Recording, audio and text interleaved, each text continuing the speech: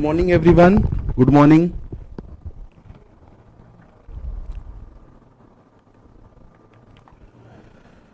चलिए, हाँ 2-3 मिनट आज थोड़ा सा डिले हो गया।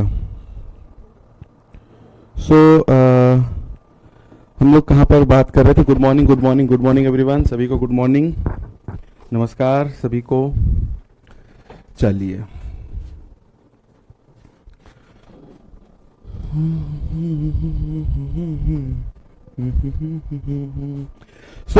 लास्ट क्लास में हम लोग कहां पर बात कर रहे थे?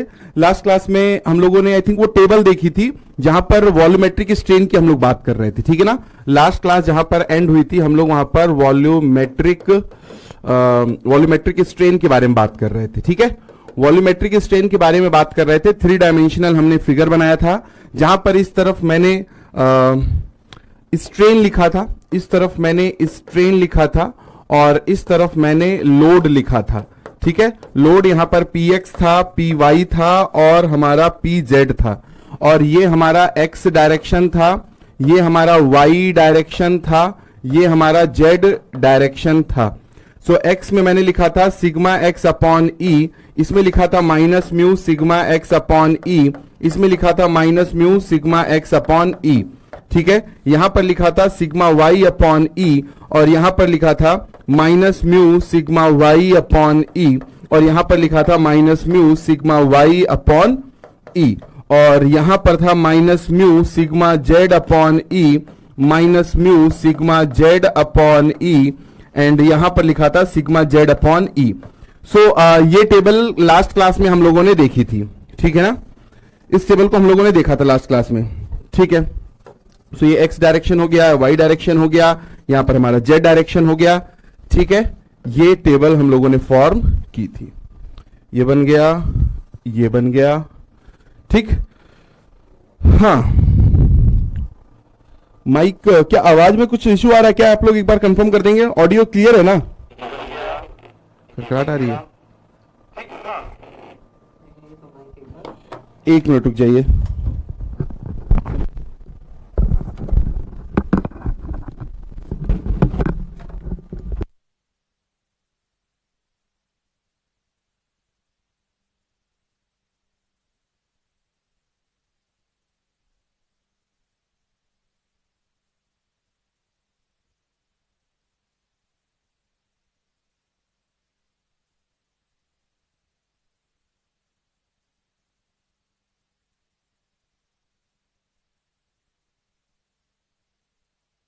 अभी आप लोग बताइए जरा कैसा आ रहा है ऑडियो? अभी क्लियर है क्या? अभी क्लियर है? कंफर्म करेंगे। अभी आप लोग बताइए जरा कैसा आ रहा है? अभी आप लोग बताइए जरा कैसा आ रहा है? थोड़ा सा तो क्लियर हुआ ना? क्लियर है? चलो, कोई इश्यू होगा तो आप लोग बताइएगा, कोई इश्यू होगा ना तो बताइएगा आप लोग, ठीक है। चलिए, ओके। सो यहां पर ये जो टेबल की बात है ये हम लोगों ने लास्ट क्लास में देखा था। सो इसके पहले अभी तक क्या हो रहा था कि एक ही डायरेक्शन में लोड लग रहा था, सिंगल डायरेक्शन में लोड लग रहा था, ठीक है। उस सिंगल डायरेक्शन में लोड लगने की वजह से हो क्या रहा था कि हमारा एप्सिलॉन एक्स जो हो रहा था, सिंपल हम लोग ऐसे निकाल लेते ना यूनी एक्सियल के लिए। अब हम लोग ट्राई एक्सियल की बात करते हैं। तो मुझे अच्छा, इसके लिए मैंने डायग्राम कौन सा बनाया था? डायग्राम आपको ध्यान है ना कौन सा हम लोगों ने बनाया था? डायग्राम ये वाला था। डायग्राम हमारे पास ये वाला था कि ये पर्टिकुलर एक मेंबर था, ठीक है, जिसकी लेंथ ऐसा कुछ इसका लेंथ था, और ये हो गया था, देन ये और ये इसका लेंथ था, ये इसका थिकनेस था, ये इसका विड्थ था, ठीक है। ये डायरेक्शन जो है एक्स डायरेक्शन था, ये वाई डायरेक्शन था और ये जेड डायरेक्शन था, ठीक है ना। तो ये डायग्राम कल हम लोगों ने ड्रॉ किया था X Y and Z direction का। तो मुझे अगर एक्स डायरेक्शन में स्ट्रेन चाहिए तो मैं क्या करूंगा? मुझे अगर एक्स डायरेक्शन में स्ट्रेन चाहिए तो मैं इन तीनों को जोड़ दूंगा, है ना। तो मुझे अगर एप्सिलॉन एक्स चाहिए तो मैं क्या करूंगा? इन तीनों को जोड़ दूंगा। मुझे अगर एप्सिलॉन वाई चाहिए तो मैं इन तीनों को जोड़ दूंगा। मुझे अगर एप्सिलॉन जेड चाहिए तो मैं इन तीनों को जोड़ दूंगा, ठीक है ना। तो यहां पर अब मैं इसकी वैल्यू लिखूं अगर, so epsilon x is equals to, यहां इन सबको जोड़ेंगे तो आएगा 1/e sigma x minus mu sigma Y plus z, sigma Y plus sigma Z. ठीक है, then epsilon y is equals to 1/e sigma y minus mu x plus z. ठीक है, then epsilon z is equals to 1/e, यहां पर आ जाएगा sigma z minus mu x plus y, ये हो जाएगा। ठीक है, एक्स प्लस वाई हो जाएगा।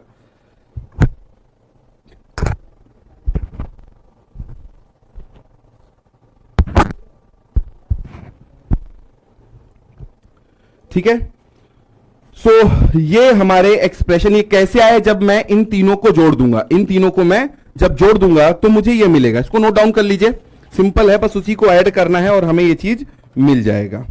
ठीक,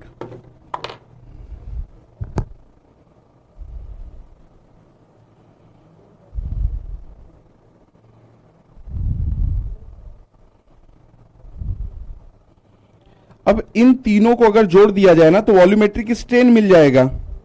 अब एप्सिलॉन एक्स को और एप्सिलॉन वाई को और एप्सिलॉन जेड को अगर जोड़ दिया जाए तो मुझे क्या मिल जाएगा, मुझे मिल जाएगा वॉल्यूमेट्रिक स्ट्रेन। ठीक है ना, तो अगला काम करते हैं, इन तीनों को जोड़ देते हैं। तो इसको नोट डाउन कर लीजिए, क्लियर है, इसमें कोई डाउट नहीं होगा। कल तो मैंने इसको आपको समझा ही दिया था, बस क्या करना है, आपको एडिशन करना है। आप एडिशन करोगे आपको ये चीज मिल जाएगी। ठीक है, चलो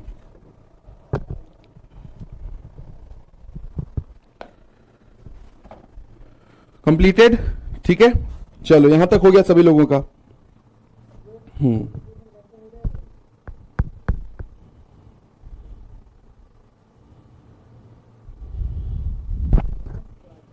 डन, ठीक है, चलो।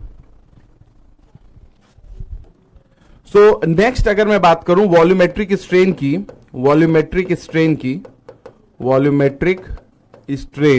सो वॉल्यूमेट्रिक स्ट्रेन क्या हो जाएगा, एप्सिलॉन वी जो है वो epsilon X plus Y plus Z को अगर मैं जोड़ दूं तो ये मुझे मिल जाएगा। सो ये हो जाता है 1 - 2 mu divided by E, 1 - 2 mu divided by E sigma X plus sigma Y plus sigma Z, ये हमारा हो जाता है एप्सिलॉन वी, जो कि हमारा वॉल्यूमेट्रिक स्ट्रेन है, जो कि हमारा वॉल्यूमेट्रिक स्ट्रेन है। 1 - 2 mu divided by E sigma X plus sigma Y plus sigma Z. ठीक है,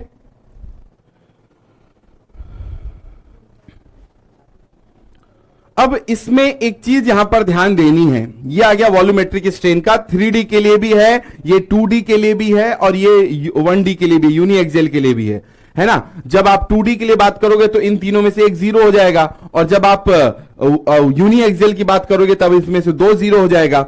अगर मैं बात करूं at mu is equals to 0.5, Poisson's ratio की वैल्यू अगर 0.5 है तो यहां पर अगर आप पुट करते हो सो एप्सिलॉन वी क्या हो जाएगा, वो 0 हो जाएगा। क्यों, क्योंकि ये 0.5 का मतलब ये 1 हो गया, 1 - 1 0। ठीक है, और अगर एप्सिलॉन वी 0 हुआ इसका मतलब चेंज इन वॉल्यूम जो है वो 0 होगा, चेंज इन वॉल्यूम जो है वो 0 होगा at mu is equals to 0.5 put करने पर। ठीक है, अच्छा, और क्या कोई कंडीशन है कि जब वॉल्यूमेट्रिक स्ट्रेन 0 हो जाए, हो है। अगर मैं यहां बात करूं eight any value of mu, eight any value of mu मतलब 0 से लेके 0.5 कोई भी वैल्यू हो, है ना, इफ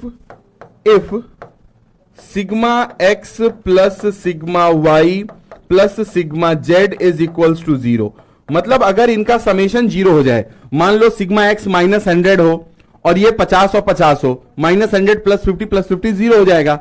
अगर ये 0 है तब भी आपका एप्सिलॉन वी जो है वो 0 हो जाएगा, या मैं बोलूं चेंज इन वॉल्यूम 0 हो जाएगा।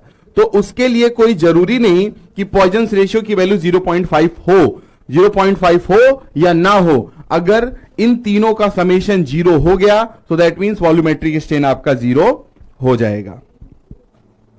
ठीक है ना,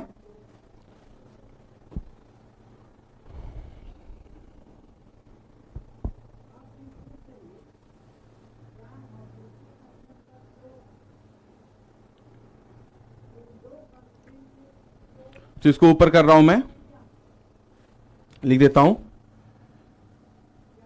change in volume, change in volume becomes zero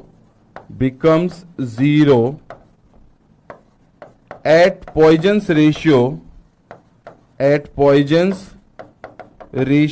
of 0.5 at any state of stress, at any state of stress, at any state of stress. So volume का जो चेंज होगा, है ना, वॉल्यूम का जो चेंज होगा वो जीरो हो जाएगा at Poisson's ratio of 0.5 at any state of stress. मतलब sigma x, sigma y, sigma z चाहे जैसा हो, उससे फर्क नहीं पड़ता। अगर म्यू की वैल्यू 0.5 है तो वो जीरो हो जाएगा, पहला चीज। दूसरा चीज यहां पर change in volume becomes zero, change in volume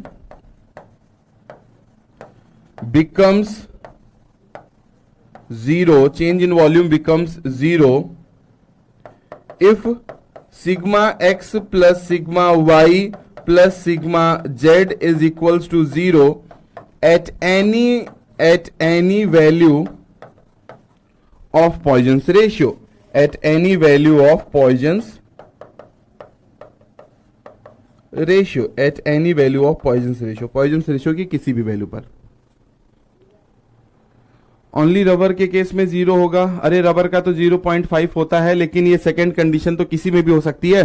second condition तो किसी भी मटेरियल में हो सकती है ना कुलदीप। सेकंड मटेरियल में मैंने बोला at any value of Poisson's ratio, Poisson's ratio की कोई भी वैल्यू हो, कोई फर्क नहीं पड़ता है। ठीक है, चलिए यहां तक चीजें क्लियर हो गई।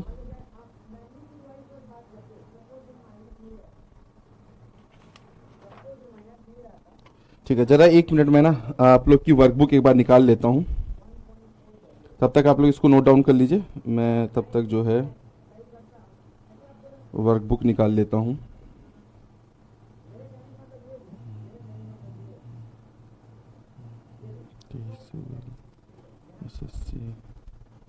ठीक है, स्टडी मटेरियल,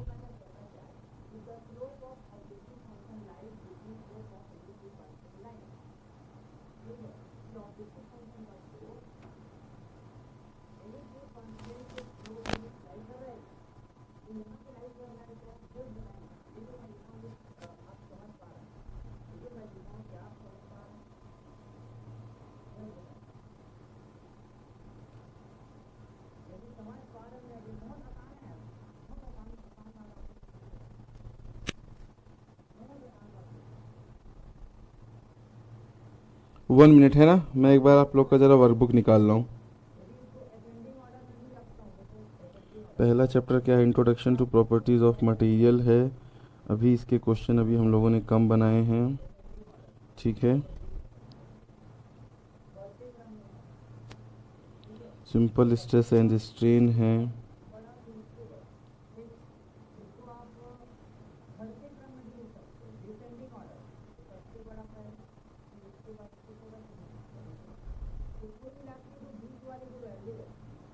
इसका कन्वेंशनल क्वेश्चन देखूं जरा एक आध।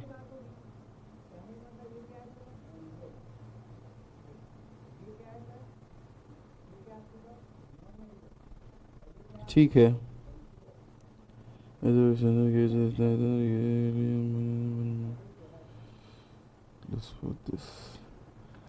ओके, हाँ चलिए अभी हट जाएगा। हाँ क्या कह रहे थे, सो रबर इनकम्प्रेसिबल मटेरियल लिखवाए तो था राहुल में है सर, और workbook which is uploaded is ready for print out और एनीथिंग विल बी एडेड।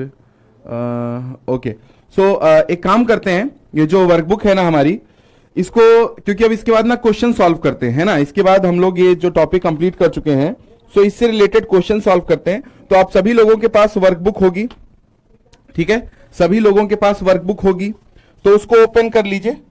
मैं भी इसको जरा ओपन कर देता हूं। देखिए अनिकेत, मैंने आपसे बोला है कल वाला पीपीटी शाम को मैंने भेज दिया था, लेकिन मैं आप लोग को बता रहा हूं कि ऐसा भी टाइम आएगा कि मैं 2-2 3-3 दिन तक पीपीटी नहीं भेज पाऊंगा, ठीक है ना।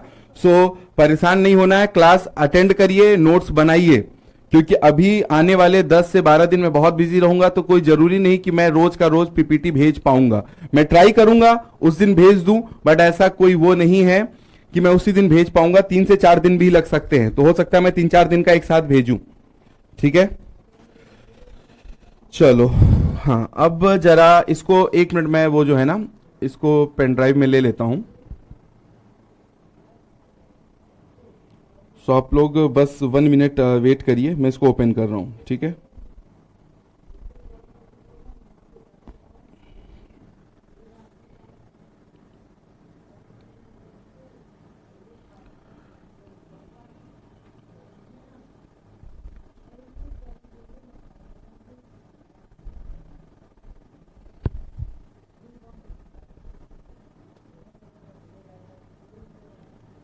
One minute. हाँ, इसको जरा ले लेते हैं पेन ड्राइव में।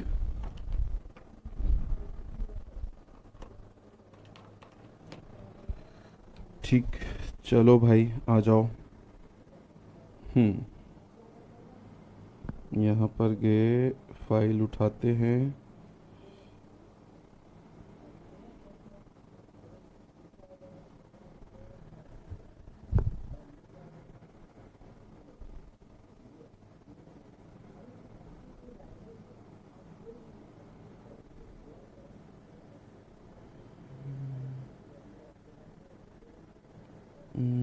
सेंड फाइल एंड यहाँ पर इसको सेंड कर देता हूँ।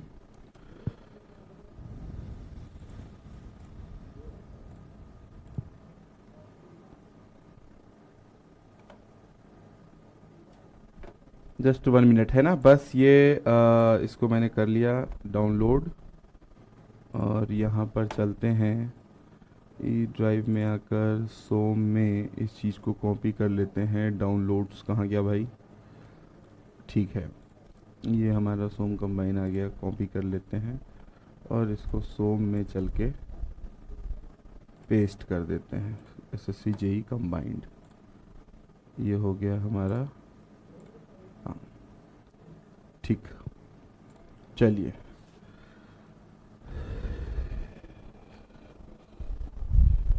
हाँ, इसीलिए तो मैंने फिर भेजा, रात में टाइम निकाल के भेजा है ना। वर्कबुक अपलोड, वर्कबुक तो है अपलोड। वर्कबुक नहीं दिख रही क्या आप लोगों को? वर्कबुक अभी मैंने ऐप ओपन करके मैं भी वहीं से निकाल रहा हूं। हाँ अनिकेत, देखिए मैंने भेजा है, इसीलिए मुझे दिमाग में वही आया क्योंकि किसी स्टूडेंट ने भेज दिया था। लेकिन मुझे ये लगा कि हाँ, वो जो क्वेश्चंस मैंने कल बताए थे ना, वो क्वेश्चंस वहां पर नहीं होंगे। तो फिर मैंने रात में सोचा कि चलो ठीक है, खाना खाते खाते फिर मैंने सिस्टम ऑन किया और फिर लाके उसको सेंड कर दिया है ना। तो आप ग्रुप में मैंने डाल दिया है कल का भी। यहां तक हो गया सभी का, है ना। चलिए अब आगे बात करते हैं। वर्कबुक में ओपन कर रहा हूं, ठीक है ना, वर्कबुक ओपन कर रहा हूं।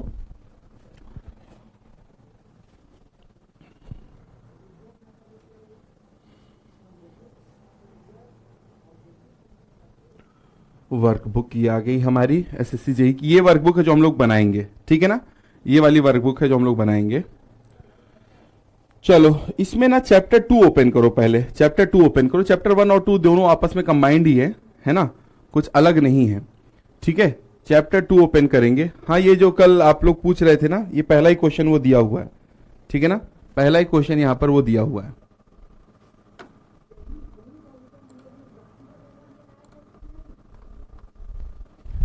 ठीक, सो 4P टेस्ट इसके बारे में बाद में देखेंगे। लिमिट ऑफ पॉइजन्स रेशियो, देखो लिमिट अब पूछ रहा है। अब इसमें अब देखो ऐसे क्वेश्चंस का क्या करना है, यहां पर ध्यान से देखते जाइए। जैसे limiting value of Poisson's ratio, तो -1 से 0.5 टिक करेंगे, भले ही पीछे क्या दिया उससे मुझे फर्क नहीं पड़ता। हो सकता है पीछे, अच्छा 0 से 0.5 तो ऑप्शन में ही नहीं। ये देखो limiting value of Poisson's ratio are -1 to 0.5, यहां पर 0 से 0.5 तो ऑप्शन में ही नहीं दिया हुआ है।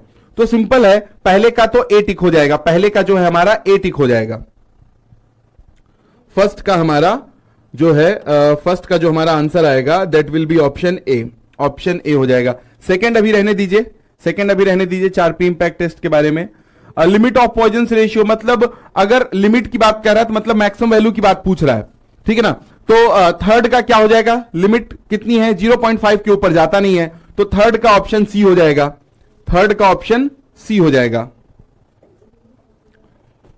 यहां पर क्या कह रहा है, a square block is subjected to a state of simple shear, the linear strain of the diagonal shall be equal to. चलिए इसको भी मैं करवाऊंगा अभी, ठीक है ना, इसको भी मैं करवाऊंगा, ठीक है, इसको अभी रहने दीजिए, इसको मैं करवाऊंगा आगे चल के अभी, ठीक है। यहां पर बात करते हैं the relation between Young's modulus E and Young's modulus, ये भी हम लोग कर चुके हैं, ये सब में कोई दिक्कत नहीं है, आपसे बन जाएगा। क्वेश्चन नंबर 5वां बन जाएगा। क्वेश्चन नंबर 6 क्या है, if P is the tensile stress in rectangular bar of length L with width B and thickness D, the volumetric strain. चलिए अभी जस्ट ये देखा है, क्वेश्चन नंबर 6 बताइए, क्वेश्चन नंबर 6 बताइए, क्वेश्चन नंबर 6।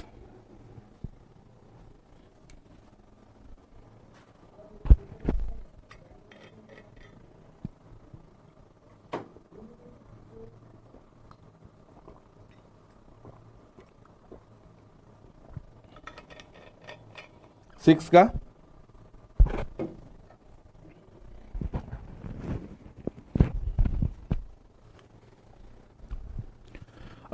देखिए अभी हम लोगों ने जो फॉर्मूला देखा था वॉल्यूमेट्रिक स्ट्रेन का 1 - 2 म्यू डिवाइडेड बाई ई, उसके बाद देखा sigma X plus Y plus Z, ये फॉर्मूला देखा, ठीक है ना। सो देखो 1 - 2 म्यू कहां पर है, 1 - 2 म्यू यहां पर है, यहां पर है। अब देखो यहां पर 1 - 2 म्यू आ गया, ठीक है, ब्रैकेट में कर दो, और नीचे ई आ गया, तो यहां पर 1 - 2 म्यू और नीचे ई यहां पर भी आ गया, ठीक है, 1 - 2 म्यू नीचे ई यहां पर आ गया। अब यहां पर क्या कह रहा है, if P is the tensile stress and rectangular block of length L and thickness T, the volumetric strain is given by, ठीक है। तो अगर पी जो है वो टेंसाइल स्ट्रेस है, तो देखो सिर्फ एक ही स्ट्रेस की बात हो रही है, सिर्फ एक, ये स्ट्रेस है, लोड नहीं है, ये स्ट्रेस है, लोड नहीं है, ध्यान से पढ़ेंगे, रेक्टेंगुलर ब्लॉक, ठीक है। तो यहां पर क्योंकि सिर्फ एक ही स्ट्रेस की बात कर रहा है, इसका मतलब वाई और जेड नहीं लग रहा होगा, वाई और जेड जो है वो नहीं लग रहा होगा, जीरो होगा, वाई और जेड नहीं लग रहा होगा। तो जो सिग्मा एक्स है वो पी के बराबर है, और अगर सिग्मा एक्स पी के बराबर है तो आंसर डी हो जाएगा, ठीक है। सभी को समझ में आया ये चीज, किसी को डाउट इसमें, किसी को डाउट?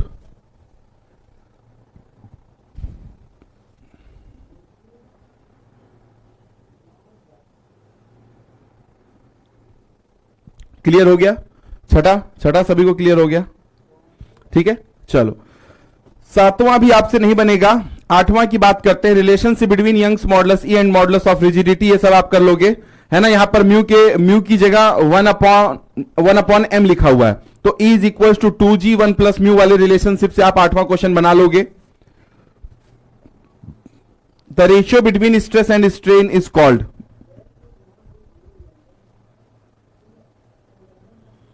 क्या 9वां क्वेश्चन सही है? क्या 9वां क्वेश्चन सही है?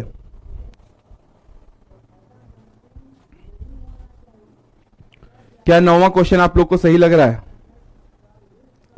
9वां क्वेश्चन गलत है, 9वां क्वेश्चन ही गलत है। क्या पूछ रहा है? The ratio of stress and strain is called,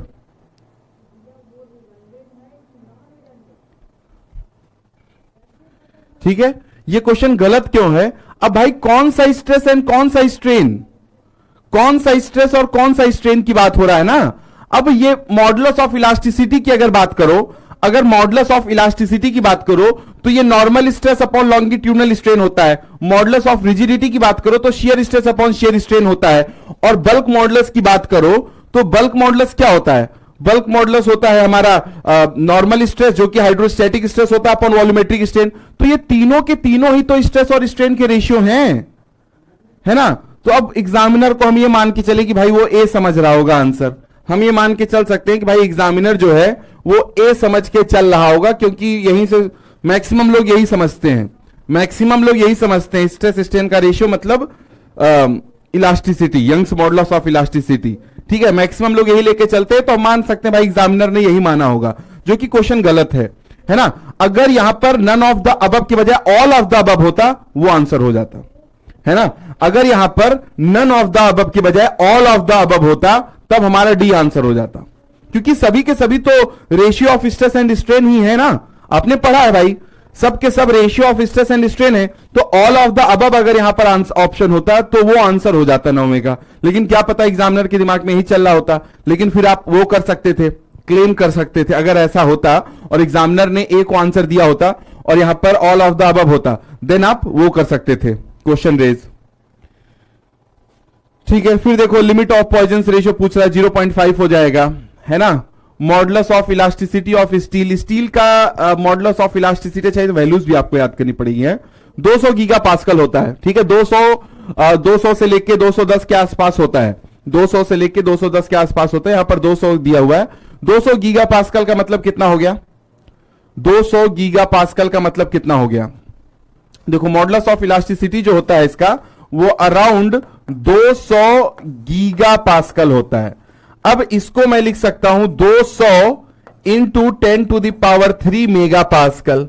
सो 200 को 2 लिख दूं और 2 जीरो यहां से, 3 जीरो यहां से, तो ऑप्शन सी आंसर हो जाएगा मेरा। ठीक है, 11वें का सी हो जाएगा, है ना। 200 गीगा पास्कल होता है। अब गीगा पास्कल का मतलब होता है 10 to the power 3 mega pascal. Giga pascal का मतलब 10 to the power 3 mega pascal. तो 10 टू द पावर 3 यहां से और 2 इंटू 10 टू द पावर 2 यहां लिख सकते हो, तो 2 और 3 5 हो जाएगा, तो ऑप्शन सी बन जाएगा। देखो रिलेशनशिप के ऊपर क्वेश्चन की भरमार है, क्वेश्चंस की भरमार है रिलेशनशिप्स के ऊपर। देखो 2011 में भी the maximum numerical value of Poisson ratio 0.5, ये इस क्वेश्चन की भी भरमार है। ठीक है, modulus of elasticity is more than concrete, it indicates that elastic okay steel is. ये अभी आप आंसर नहीं कर पाओगे। क्वेश्चन नंबर 14 अभी आप आंसर नहीं कर पाओगे, थोड़ा टाइम लगेगा। ठीक है, 15 भी अभी आप आंसर नहीं कर पाओगे। A material is ductile if, ये भी नहीं कर पाओगे अभी आंसर आप। और आते हैं Poisson ratio is defined as lateral upon longitudinal, बहुत ही सिंपल है, डेफिनेशन के ऊपर है। The ratio of the normal stress and volumetric strain, normal stress and volumetric strain. 18वां का क्या होगा? माइक में प्रॉब्लम है तो बताइए। वर्कबुक आप लोग के पास मिल रही कि नहीं मिल रही है? नहीं होगी तो मैंने जो डाउनलोड किया है, मैं इस वर्कबुक को ग्रुप में भी अभी सेंड कर देता हूं, ठीक है ना। इस पर्टिकुलर वर्कबुक को मैं ग्रुप में सेंड कर देता हूं, जस्ट ए मिनट।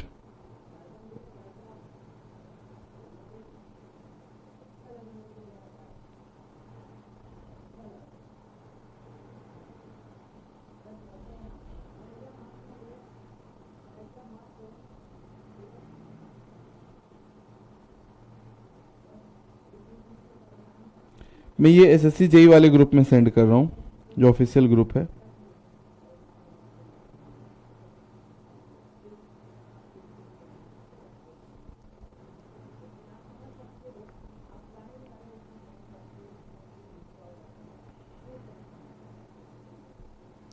ठीक है, तो ये एसएससी जेई का जो ग्रुप है ना, मैंने वहां पर सेंड किया है।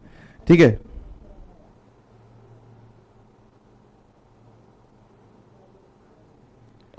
हाँ, किसकी बात हो रही है? 18th का भी बल्क मॉडुलस सिंपल है, सिंपल है bulk modulus. Modulus of rigidity is expressed as shear stress upon shear strain, simple है। ठीक है, रिएक्शन सपोर्ट, चलो इसको बाद में बात करेंगे रिएक्शन सपोर्ट की, है ना। इन सब क्वेश्चन की बाद में बात होगी।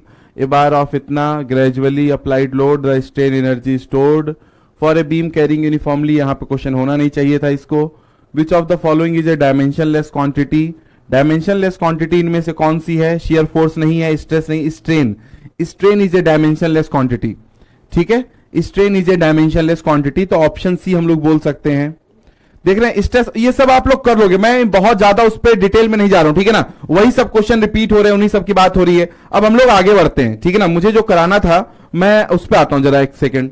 असाइनमेंट हो गया, ये बहुत क्वेश्चन है, आप लोग करते रहना, मजा आएगा। जहां पे डाउट हो वो पूछना, ठीक है। जो चीज रह जाएगी वो मैं बताऊंगा, वो मैं करवाऊंगा, चिंता मत करिएगा, ठीक है। जो डिफिकल्ट लगेगा वो मैं क्लास में करवाऊंगा। हम लोग यहां पर बात कर रहे थे, चलो भाई ऊपर चलो यार, कन्वेंशनल क्वेश्चन आ जाओ।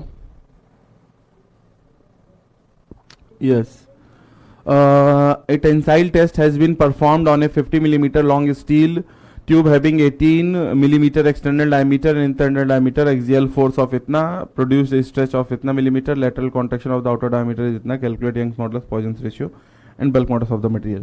ठीक है, फर्स्ट को मैं बाद में करवाऊंगा, पहले सेकंड देखते हैं। सेकंड क्या है? A bar 40 millimetre in diameter is subjected to a tensile force of इतना KG. The extension of bar measured over the gauge length of 200 millimetre was 0.318 millimetre. The decrease in diameter was found to be this. Calculate Young's modulus. हाँ, ये calculate करिए जरा. Question number 2 पहले calculate करिए. ठीक है, question number 2 आप लोग कैलकुलेट करिए पहले. Question number 2. चलिए, सो क्वेश्चन नंबर 2 पहले करिए, उसके बाद आगे का देखते हैं. आप लोग खुद से ट्राई करो.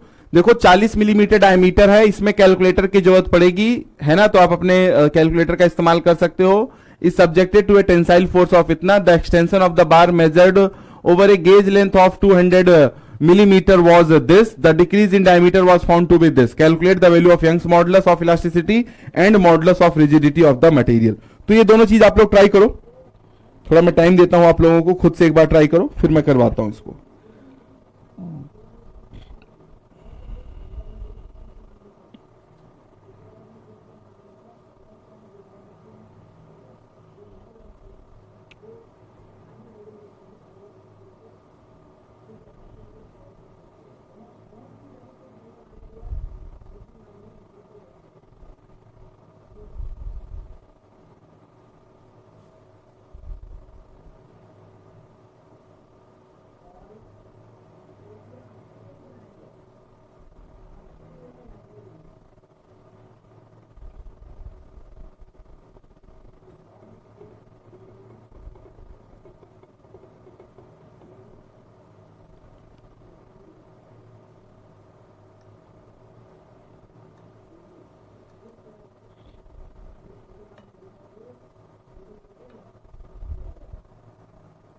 पेज नंबर 22 पर है.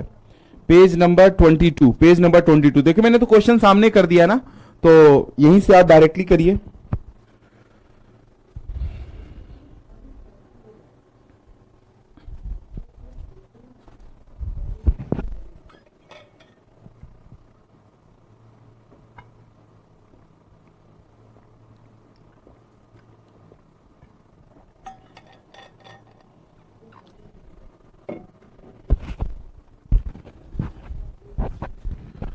सो 40 मिलीमीटर का इसका डायमीटर है. तो सबसे पहले तो डायग्राम बना लीजिए. मैं सिर्फ डायग्राम बना रहा हूं, तब तक आप लोग कैलकुलेशन वगैरह करते रहिए.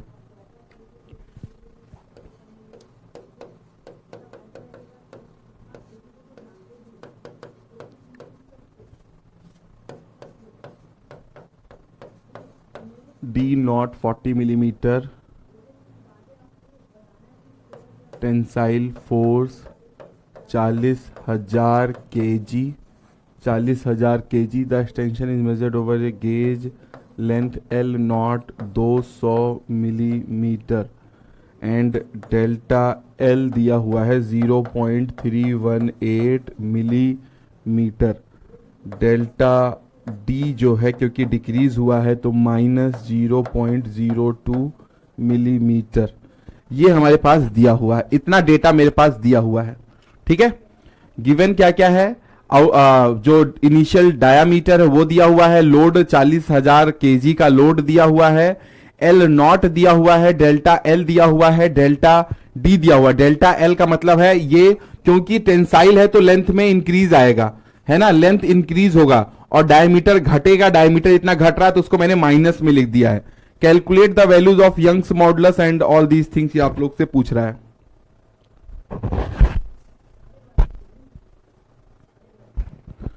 So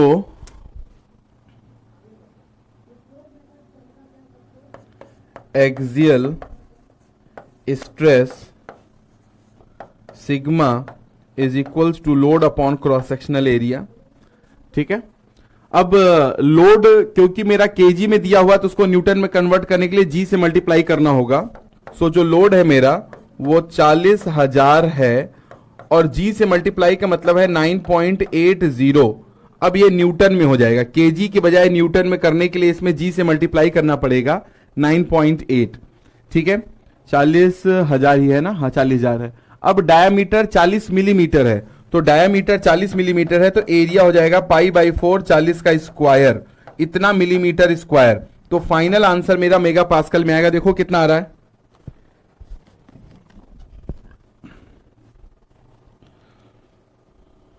40,000 गुणे 4 बटे पाई बटे 40 का स्क्वायर और गुणे 9.80। 311.9 आ रहा है क्या? आप लोग एक बार कंफर्म करो किसी का ही आया? 311.9 न्यूटन पर मिलीमीटर स्क्वायर और मेगा पास्कल। 311.9 इतना आ रहा है क्या एक्सियल स्ट्रेस?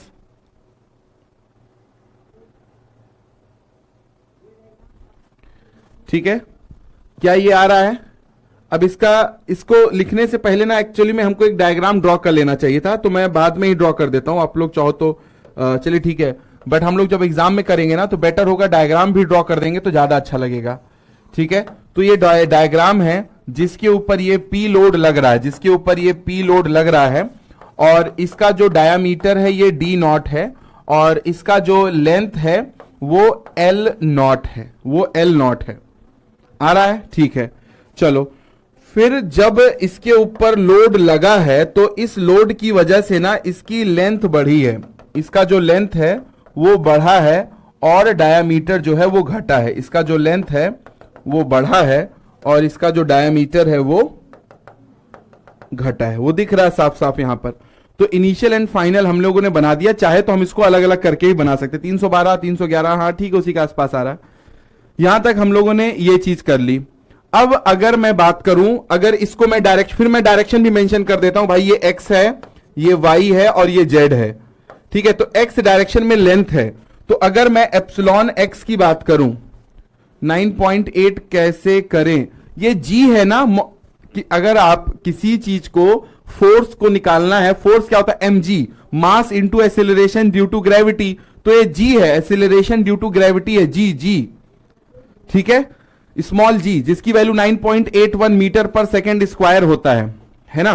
तो एप्सिलॉन एक्स की बात करेंगे तो वो change in length upon original length होगा, है ना, change in length upon original length होगा। अब चेंज इन लेंथ कितना है? देखो ये है 0.318 है, और ओरिजिनल लेंथ की बात करो, सो ओरिजिनल लेंथ कितना भाई? ओरिजिनल लेंथ दिया हुआ 200 मिलीमीटर का है, ओरिजिनल लेंथ 200 मिलीमीटर का है, तो कितना हो जाएगा? 0.318 डिवाइडेड बाई 200 करेंगे, सो ये वैल्यू आएगी 1.59 इंटू 10 टू द पावर -3। ये एप्सिलॉन एक्स आया। तो इसको आप ऐसे भी लिख सकते हैं, एप्सिलॉन एक्स लिखने से पहले लिख दो लॉन्गिट्यूडनल स्ट्रेन, एप्सिलॉन लॉन्गिट्यूडनल। ठीक है, ऐसे ही एप्सिलॉन लैटरल आप निकाल सकते हो। एप्सिलॉन लैटरल क्या होगा? वाई का होगा और यही सेम जेड का होगा, delta D by D not होगा, जो कि -0.02 है और ओरिजिनल डायमीटर 40 है। ठीक है, सो 0.02 बटे 40 करेंगे तो ये आ जाएगा -5 इंटू 10 टू द पावर -4, ये लैटरल स्ट्रेन आ जाएगा। ठीक है, तो मेरा एक्सियल स्ट्रेस इतना आ गया, लॉन्गिट्यूडनल और लैटरल आ गया, तो मैं क्या यंग्स मॉडुलस निकाल सकता हूं? हाँ भाई बिल्कुल निकाल सकते हैं। यंग्स मॉडुलस की मैं बात करूं, सो यंग्स मॉडुलस ई जो है वो क्या हो जाता है? Young's modulus E is axial stress या normal stress upon the longitudinal strain.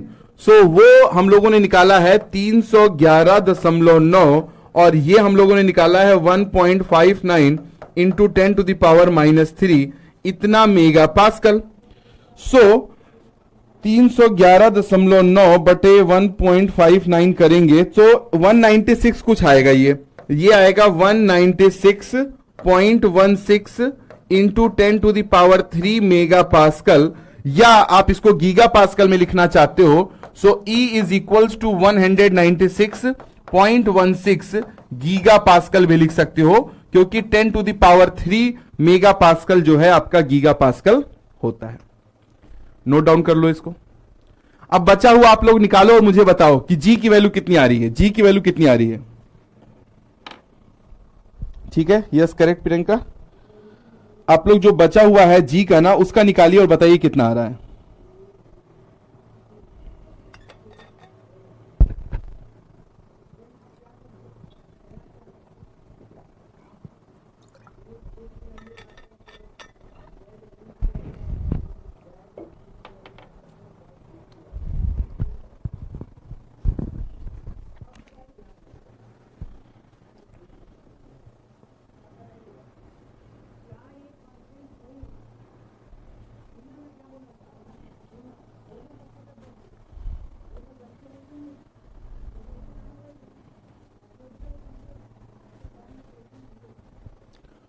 जी आया किसी का?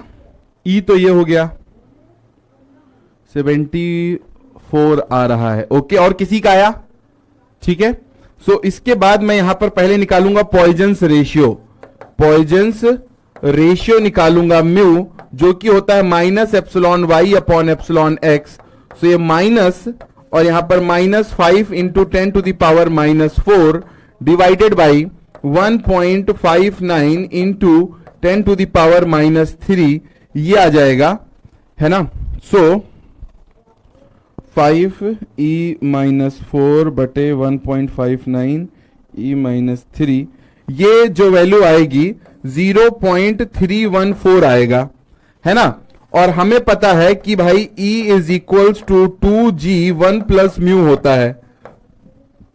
E की वैल्यू हमने निकाली 196.16 is equals to 2g 1 plus 0.314 यहां पर हमने निकाल दिया।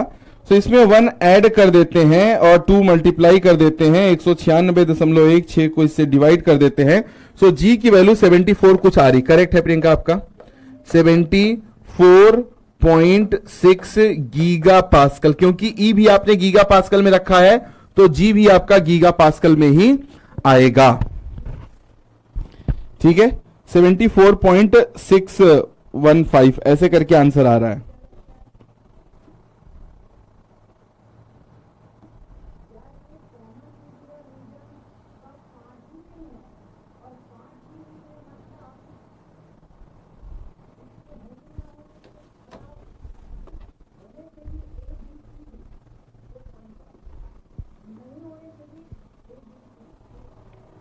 हो गया सभी का? समझ में आया? करेक्ट गौतम या करेक्ट प्रेमलता? ठीक है, हो गया सभी का? क्लियर है? समझ में आया ना कि कैसे अप्रोच करना है इस क्वेश्चन को? तो जब ये क्वेश्चन ऐसा आएगा तो आपको करना क्या है, पहले तो गिवन डेटा लिख लीजिए और फिर ये वाला डायग्राम बना लीजिए। गिवन डेटा लिखने के बाद ये वाला डायग्राम बना लीजिए और डायरेक्शन जरूर मेंशन कर दीजिए। डायरेक्शन XYZ मेंशन कर दो। उसके बाद एक्सियल स्ट्रेस निकालो। एक्सियल स्ट्रेस के बाद हमारे पास लॉन्गिट्यूडनल और लेटरल स्ट्रेन निकालने के लिए डेटा है, तो ये दोनों निकाल लो। और फिर सबसे पहला पार्ट आपसे यंग्स मॉडुलस पूछा गया है, तो यंग्स मॉडुलस का फॉर्मूला लगाओ और ये वैल्यू पुट करके आंसर निकाल दो। फिर पॉइजन्स रेशियो का फॉर्मूला लगाओ और पॉइजन्स रेशियो निकाल लो। और फिर रिलेशनशिप बिटवीन इलास्टिक कांस्टेंट का इस्तेमाल करो और ये वैल्यू आप लोग जो है निकाल लो। कंप्लीट हो गया सभी का?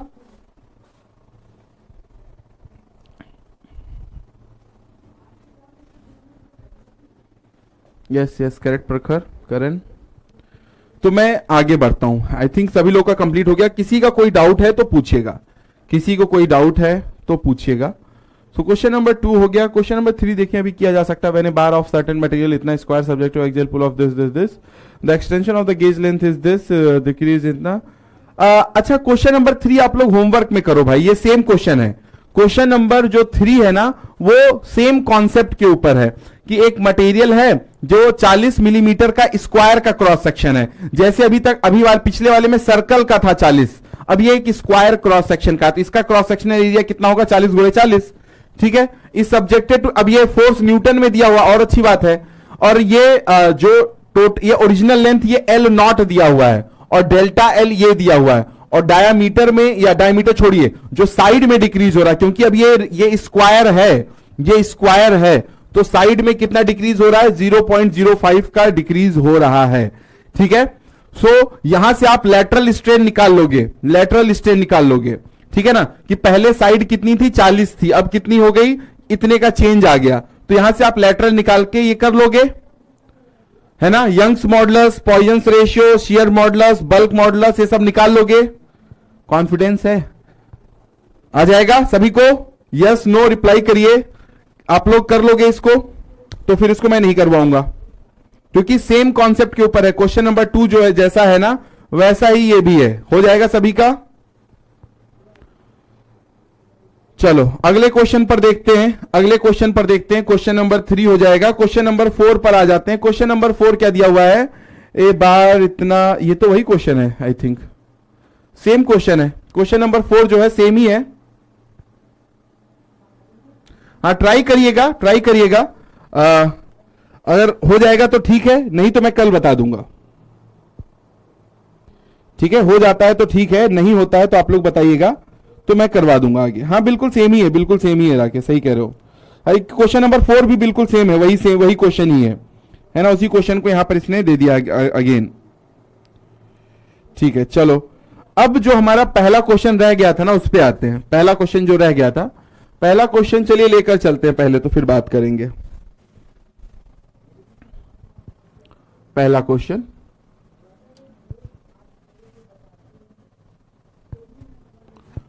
यहां पर बात हो रही है the tensile test has been performed on a 50 millimetre long steel का ट्यूब है, ये रॉड नहीं है। मार्क्स अलग हैं लेकिन ईयर भी, अच्छा उसमें मार्क्स और ईयर अलग अलग हैं क्या, देखें जरा, मैंने ध्यान नहीं दिया।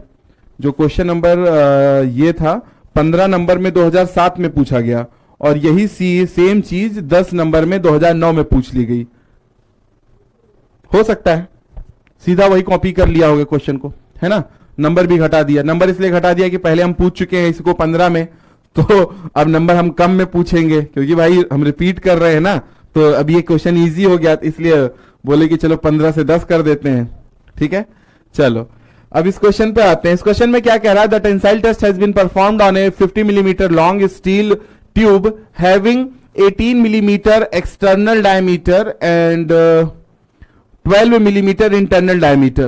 The axial load of 2 kilonewton produce a stretch of 3.36 into 10 to the power minus 3 millimeter and a lateral contraction of, है ना, lateral contraction of outer diameter is इतना। Calculate the Young's modulus, Poisson's ratio and bulk modulus for the material, है ना। ये सारी चीजें पूछ, अच्छा क्वेश्चन है ये क्वेश्चन थोड़ा सा अच्छा क्वेश्चन है।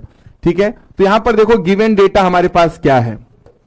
गिवन डेटा हमारे पास ये है कि ओरिजिनल लेंथ है 50 मिलीमीटर की, ओरिजिनल लेंथ है भाई 50 मिलीमीटर की, और स्टील का ट्यूब है, तो ये ओरिजिनल डायमीटर नहीं, ये आउटर डायमीटर है, ये डी नॉट से अब यहां पर आउटर डायमीटर की बात हो रही है। तो आउटर डायमीटर कितना दिया हुआ है, 18 मिलीमीटर का आउटर डायमीटर है, और जो इनर डायमीटर, आप चाहो तो इसको लिख दो आउटर, डी नॉट का मतलब यहां पर आउटर डायामीटर से है, आउटर, यहां ओरिजिनल की बात नहीं हो रही, यहां पर आउटर डायमीटर की बात हो रही है। और डी आई जो है वो 12 मिलीमीटर है, तो आई का मतलब इनिशियल नहीं, यहां पर है internal, internal diameter, internal diameter. ठीक है, इंटरनल डायामीटर डी आई। अब एक्सियल लोड कितने का लग रहा है, एक्सियल लोड जो पी लग रहा है वो 2 किलो न्यूटन का लग रहा है, 2 किलो न्यूटन का लग रहा है। तो कितने का स्ट्रेच हो रहा है, स्ट्रेच का मतलब डेल्टा एल। सो जो स्ट्रेच हो रहा है डेल्टा एल वो 3.36 into 10 to the power -3, 10 to the power -3 millimetre का स्ट्रेच हो रहा है। और जो लेटरल कॉन्ट्रैक्शन हो रहा है, अब क्योंकि जब वो, आप चाहे वो ट्यूब हो या रॉड हो, जब उसको इलोंगेट करोगे तो डायमीटर तो घटेगा ही। सो लेकिन यहां पर डायमीटर, 2 डायमीटर है, एक्सटर्नल और इंटरनल दोनों घटेगा, लेकिन यहां पर जो हमारे पास डेटा दिया गया है ये भाई आउटर का दिया गया है। सो डेल्टा डी नॉट दिया हुआ है आउटर का, कितना दिया हुआ है, ये दिया हुआ है 3.62 into 10 to the power -4 millimetre, into 10 to the power -4 millimetre. ठीक है, अब ये कॉन्ट्रैक्शन है तो ये वैल्यू माइनस में लिखूंगा, मैं माइनस में लिखूंगा। ठीक है, ये हो गया। अब और क्या दिया हुआ, Young's modulus, Poisson's ratio, bulk modulus, ये सारी चीजें पूछ रहा है। तो मतलब सपोज करिए ऐसा था कुछ, ये अगर मैं इसको ड्रॉ करूं, तो अगर फ्रंट व्यू ड्रॉ करूं तो फ्रंट व्यू कुछ ऐसा आएगा, और क्योंकि ये वो है तो क्या बोलते हैं, हॉलो है, तो ये डैश लाइन से रिप्रेजेंट करेंगे कि भाई यहां पर हॉलो सेक्शन है। ठीक है ना, और इसका साइड व्यू जब आप ड्रॉ करोगे ना, तो साइड व्यू में आप ऐसे करके आप बना सकते हो। ठीक है, कि यहां से आपको क्लियर हो जाए कि ये मटेरियल है इतना, और अंदर से ये हॉलो है। ठीक है, तो ये जो आउटर डायमीटर है ये आपका डी नॉट है, और ये वाला जो है ये आपका इनर डायामीटर है। और यहां पर जो एक्सियल पुल लग रहा है ना, इसको मैं थोड़ा सा इधर कर रहा हूं, रुक जाओ, और डी नॉट को फिर यहां पर रिप्रेजेंट करने के बजाय मैं इधर ही रिप्रेजेंट करता हूं। ठीक है, ये मैंने डी नॉट आउटर डायमीटर को रिप्रेजेंट कर दिया, और यहां पर जो लोड लग रहा है वो पी लोड ऐसे लग रहा है, एक्सियल पुल। ठीक है, ये पी लोड कुछ इस तरीके से, माइक थोड़ा दूर कर लेता हूं, चलो अच्छा, इश्यू आएगा तो बताते रहिएगा, है ना, कुछ अगर दिक्कत होती है तो। यहां तक हम लोगों ने बात कर ली। चलो भाई अब क्या करते हैं, अब सबसे पहले तो चलो यंग्स मॉडुलस की बात करते हैं। जितना आउटर रिड्यूस करेगा उतना ही इंटरनल भी करेगा ना सर जी? ओके बताता हूं मैं, ठीक है बताता हूं। वो कैसे डिसाइड करेंगे कि इंटरनल में क्या होगा, कोई जरूरी नहीं वो उतना करे, है ना, वो कैसे पता चलेगा मैं आपको बताता हूं, रुकिए। अब एक बात बताइए, सबसे पहला यहां पर हम लोग जो चीज करेंगे वो यंग्स मॉडुलस चलो निकाल लेते हैं, ठीक है। ऊपर इसको मैं लिख रहा हूं, कर रहा हूं। अब अगर मैं यंग्स मॉडुलस की बात करूं, यंग्स मॉडुलस की बात करूं, तो सबसे पहले तो मैं निकालूंगा एक्सियल स्ट्रेस, एक्सियल स्ट्रेस निकालूंगा। Axial stress sigma A is equals to P divided by area, ठीक है। तो सिग्मा एक्सियल स्ट्रेस जो लोड कितने का भाई, लोड है 2 किलो न्यूटन का, 2 इंटू 10⁻³ न्यूटन। अच्छा अब जब एरिया लोगे तो हॉलो में सिर्फ उतने का ही एरिया लोगे, क्रॉस सेक्शन रेक्टेंगुलर का है, लेकिन सॉरी प्रखर, ठीक है, ये थोड़ा सा मैंने ध्यान नहीं दिया, ठीक है, ये मैंने थोड़ा सा ध्यान नहीं दिया, क्योंकि साइड व्यू से देखोगे तो सर्कुलर नजर आना चाहिए, ठीक है, ठीक है, वेरी गुड ऑब्जर्वेशन, है ना। साइड व्यू से देखोगे तो आपको ये सर्कुलर नजर आना चाहिए, है ना, साइड व्यू से देखोगे तो आपको ये सर्कुलर नजर आना चाहिए, ठीक है। साइड व्यू से अगर आप देखेंगे तो ये आपको सर्कुलर जो है नजर आना चाहिए। तो ये मटेरियल है, ये है, ठीक है, ऐसे, ठीक है। हाँ साइड व्यू से देखोगे तो आपको सर्कुलर चीज ना नजर आनी ही चाहिए थी। ये आपका डी नॉट है, ये आपका डी इनसाइड, हाँ ठीक है, डायमीटर इसको चेंज करेंगे, हाँ क्रॉस सेक्शन सर्कुलर बनेगा, ठीक है ठीक है ठीक है प्रखर, हाँ क्रॉस सेक्शन जो है वो सर्कुलर बनेगा, इस तरीके से बनेगा, ठीक। अब जब मैं इस क्रॉस सेक्शन का क्रॉस सेक्शनल एरिया निकालूंगा तो क्रॉस सेक्शनल एरिया क्या होता है जरा बताइए। अगर इसका मैं क्रॉस सेक्शनल एरिया की बात करूं तो क्या मैं लिख सकता हूं, π/4 डी नॉट का स्क्वायर माइनस डी इनसाइड का स्क्वायर, ये लिखा जाता है। यही तो होता है ना hollow cross section, hollow circular cross section का एरिया क्या होता है, यही होता है ना, π/4 डी नॉट का स्क्वायर माइनस डी इनसाइड का स्क्वायर, यही होता है, ठीक है। तो वो चीज जब मैं यहां पर लिखूंगा सो ये हो जाएगा π/4 डी नॉट मतलब आउटर, आउटर कितना दिया हुआ है, आउटर दिया हुआ 18 और इनर दिया हुआ 12। सो π/4 18 का स्क्वायर माइनस 12 का स्क्वायर, इतना मेगा पास्कल में आएगा। क्यों, क्योंकि नीचे वाला तो मेरा मिलीमीटर स्क्वायर है, तो फाइनल आंसर मेरा न्यूटन पर मिलीमीटर स्क्वायर में आएगा, जो कि मेगा पास्कल है। अभी मैं यहां से मेगा पास्कल हटा रहा हूं क्योंकि दो दो चीजें एक जगह फिर से कोई मतलब नहीं है। तो एक्सियल स्ट्रेस बताओ कितना आएगा, एक्सियल स्ट्रेस जो कितना आएगा, एक्सियल स्ट्रेस आ जाएगा 2000 को 4 से गुणा करते हैं, फिर पाई से डिवाइड करते हैं, फिर 18 का स्क्वायर माइनस 12 का स्क्वायर करते हैं। सो ये 14.147 आ रहा है क्या, 14.147 मेगा पास्कल ये एक्सियल स्ट्रेस आ रहा है क्या, 427, एक बार मैं भी चेक कर लेता हूं फिर से यार, 18 का स्क्वायर माइनस 12 का स्क्वायर गुणे π/4, 2000 से कर देता हूं डिवाइड, 2 किलो न्यूटन ही है ना, 2 किलो न्यूटन ही है ना, 14.14 ही आएगा, 2 किलो न्यूटन ही तो लोड है, हाँ। सो ये 14.14 आएगा, 14.147 या 15 कर देते हैं, ठीक है। सो ये वैल्यू आएगी एक्सियल स्ट्रेस की। इसमें किसी को कोई डाउट यहां तक, चलिए एक बात बताइए, यहां तक जो हमने अभी तक कैलकुलेशन किया इसमें किसी को कोई डाउट अभी तक, ठीक है, चलो नहीं है, वेरी गुड। तो अब यहां से अगली बात हम लोग करेंगे, एक्सियल स्ट्रेस हो गया, अब हम लोग यहां पर बात करेंगे लॉन्गिट्यूडनल स्ट्रेन की, लॉन्गिट्यूडनल स्ट्रेन की बात करेंगे। सो लॉन्गिट्यूडनल स्ट्रेन के लिए आप लोग यहां पर डायरेक्शन मेंशन कर दीजिए, ये x हो गया, ऊपर वाला y हो गया, ठीक है, इधर वाला z हो गया।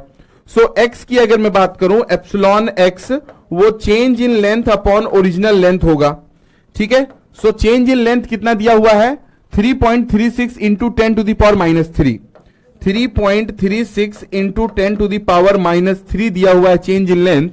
और ओरिजिनल लेंथ कितना है देखो, ओरिजिनल लेंथ 50 मिलीमीटर का है, ओरिजिनल लेंथ जो है वो 50 मिलीमीटर का है, तो ये कितना आ जाएगा 3.36 10⁻³ बटे कर देते हैं 50, ये आएगा 6.72 इंटू 10⁻⁵, ये आ गया मेरा लॉन्गिट्यूडनल स्ट्रेन, ये आ गया मेरा लॉन्गिट्यूडनल स्ट्रेन। ठीक है, तो ये अगर मेरा लॉन्गिट्यूडनल स्ट्रेन आ गया, इसको मैं ऊपर कर रहा हूं और इधर अब लिखता हूं, इधर यहां से शुरू करता हूं। अब मुझे निकालना था यंग्स मॉडुलस, मुझे क्या निकालना था, यंग्स मॉडुलस निकालना था, यंग्स मॉडुलस ई निकालना था, जो कि हमारा एक्सियल स्ट्रेस या normal stress upon epsilon x आता है। एक्सियल स्ट्रेस हमारा 14.147 है, और इसकी मैं बात करूं तो ये 6.72 इंटू 10⁻⁵ मेगा पास्कल में होगा, क्योंकि ऊपर वाला 14 वाला मेगा पास्कल में है। 14.147 डिवाइडेड बाई आवर आंसर, ये 200, ये कुछ आ रहा है 210,520 मेगा पास्कल, या मैं इसको लिख दूं 210.5, इसको मैं लिख सकता हूं 210.5 गीगा पास्कल, 210.5 गीगा पास्कल, ये ई, ये मेरा फर्स्ट पार्ट का आंसर आ गया, ये मेरा फर्स्ट पार्ट का आंसर आ गया।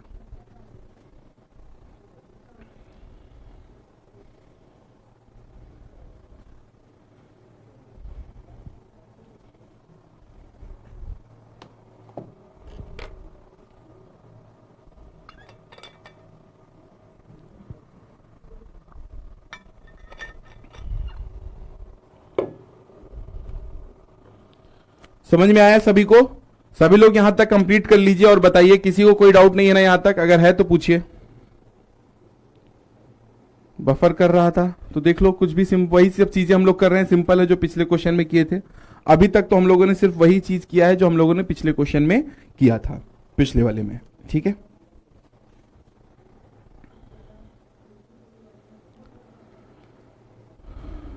कंप्लीटेड एवरीवन यहां तक? सो लॉन्गिट्यूडनल स्ट्रेन आ गया था हमारा। अब यहां पर मैं लेटरल स्ट्रेन निकालता हूं, lateral strain on outer surface, on outer surface, on outer surface, outer surface पर लेटरल स्ट्रेन अगर मैं निकालूं, सो वो एप्सिलॉन वाई और एप्सिलॉन जेड हो जाएगा। कितना हो जाएगा? Change in outer diameter upon outer diameter, change in outer diameter upon outer diameter. So change in outer diameter जो है वो माइनस कितना है, चेंज इन आउटर डायमीटर जो है वो -3.62, -3.62 इंटू 10⁻⁴, और आउटर डायमीटर 18 है। ठीक है, 3.62 इंटू 3.62 इंटू 10⁻⁴, माइनस के साथ माइनस माइनस ये हो जाएगा प्लस। ठीक है, अच्छा वो तो चलो बाद में होगा, लेटरल स्ट्रेन की जब बात करेंगे तो जो पॉइजन्स रेशियो की बात करेंगे तब वो प्लस हो जाएगा। सो इसको अगर हम लोग करेंगे तो क्या हो रहा है, 10⁻⁵ है क्या, किस चीज का 10⁻⁵ है, कहां पर? हाँ तो ये -5 ऊपर जाएगा ना भाई।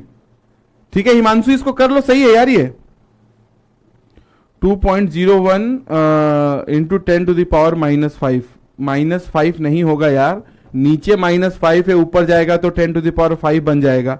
सर डायमीटर निगेटिव क्यों लिखे हैं जब टेंसाइल लोड है? क्या बात कर दी कीर्ति यार, इतनी देर से मैं आपको कल से परसों से वही चीज समझा रहा हूं, है ना, आपने बिल्कुल ध्यान नहीं दिया और ये डाउट है आपके अंदर। एक बात बताओ यार, कितने एग्जाम्पल के थ्रू मैंने ये चीज समझाई है कि अगर किसी चीज को इलॉन्गेट करते हो, सिंपल लॉजिक खुद भी लगा कर देखो, किसी भी चीज को इलॉन्गेट करते हो तो उसकी लेंथ बढ़ती है, उसका डायमीटर घटता है। मैंने भाई फिगर भी तो तुम्हें बना के दिखाया, तब भी नहीं समझ में आया ये बात, है ना। मैंने तो ये पिछले फिगर में भी तो आपको मैंने बताया, ये देखो, ये भाई जब ये ओरिजिनल था, जब इसको इलॉन्गेट किया गया तो डायमीटर घटा ना।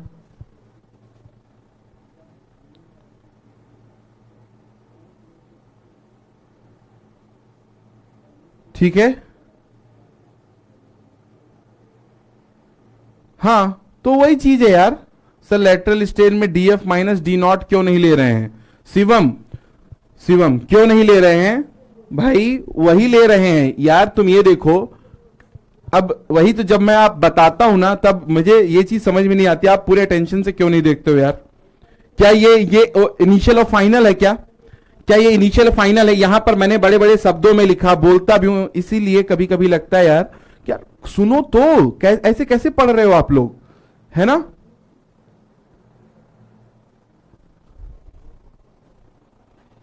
हाँ, तो सुनिए तो जो मैं बोल रहा हूं, सुनिए तो। देखिए ये आउटर डायमीटर, ये इंटरनल डायमीटर है ना? अब आप यहां पर देखो, यहां पर देखिए कि क्या दिया हुआ है। Tensile test has been performed on a 50 millimetre long steel tube having 18 millimetre external diameter and 12 millimetre internal. भाई ये एक्सटर्नल है और ये इंटरनल है, हॉलो है, ये ट्यूब है, रॉड नहीं है, ये ट्यूब है। इसीलिए तो मैंने ऐसा डायग्राम ड्रॉ किया है, ट्यूब है ये, बीच में से खोखला है, ठीक है। अब आउटर डायमीटर का कॉन्ट्रैक्शन हुआ ये इतने का, है ना? मतलब यहां पर ये चेंज इन डायमीटर दिया हुआ है, ये फाइनल डायमीटर नहीं दिया हुआ, ये चेंज इन डायमीटर दिया हुआ आउटर वाला, तो उसी का तो इस्तेमाल कर रहा हूं मैं यहां पर। देखिए उसी का तो मैं इस्तेमाल कर रहा हूं। ये change in diameter outer D not लिखा होता, जब मैं गिवन में लिखा था तभी आपको ये डाउट पूछना चाहिए था, सर ये कहां से आया, ठीक है। तो ये चीज है, ये कितना आ रहा है ये वैल्यू 3.62 10 टू द पावर -4 बटे 18 करेंगे, सो ये वैल्यू आएगी 2.01 इंटू 10 टू द पावर -5, इतना आएगा, यही आ रहा है। अच्छा आप वो लेटरल स्ट्रेन बता रहे थे, ओके ओके ओके, मुझे लगा आप उसके बारे में 10 टू द -5, ठीक ठीक ठीक ठीक ठीक, आप लेटरल स्ट्रेन बता रहे थे, ठीक है। सॉरी, कोई बात नहीं, कोई बात नहीं यार, हो जाता है मुझे भी कभी कभार लगता है क्या चल रहा है, चलो कोई नहीं, हो जाता है कभी कभी, है ना। चलिए कोई बात नहीं, सॉरी की कोई बात नहीं है, होता रहना चाहिए, डाउट्स आपको पूछते रहने। हाँ माइनस, यस माइनस, ठीक है। अब हमें यह पता है कि भाई पॉइजन्स रेशियो क्या होता है, पॉइजन्स रेशियो क्या होता है, Poisson's ratio mu is equals to minus epsilon Y upon epsilon X होता है। So minus 2.01 into 10 to the power -5, और अगर मैं एप्सिलॉन एक्स की बात करूं तो एप्सिलॉन एक्स मैंने ये निकाला था, देखिए 6.72 into 10 to the power -5, 6.72 into 10 to the power -5। इसको जरा कैलकुलेट करो और बताओ कितना आ रहा है, इसको जरा कैलकुलेट करो। सो इसको डिवाइडेड बाई 6.72 e -5, ये 0.299 आ रहा है क्या, 0.299, जो कि अप्रोक्सीमेटली इक्वल्स टू 0.3 मान सकते हो, ठीक है। 0.29927 ऐसे करके आ रहा है, ये आ रहा है क्या?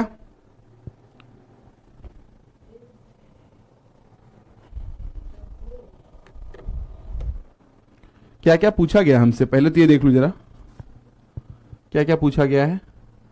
पॉइजन्स रेशियो पूछा गया है, यंग्स मॉडुलस पूछा गया है, बल्क मॉडुलस पूछा गया है, ठीक है। बल्क मॉडुलस पूछा गया, तो बल्क मॉडुलस भी निकाल लेंगे भाई, बल्क मॉडुलस भी हम लोग निकाल लेंगे, ये आ रहा है। बल्क मॉडुलस के लिए क्या लिखेंगे, E is equals to 3K 1 - 2 mu करेंगे।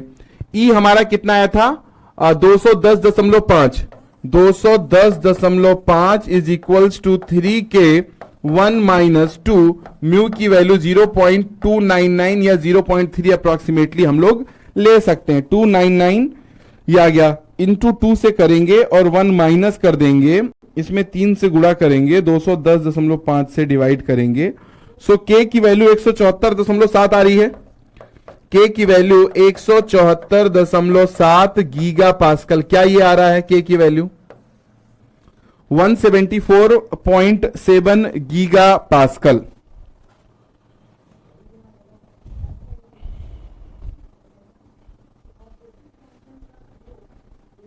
सेम आ रहा है,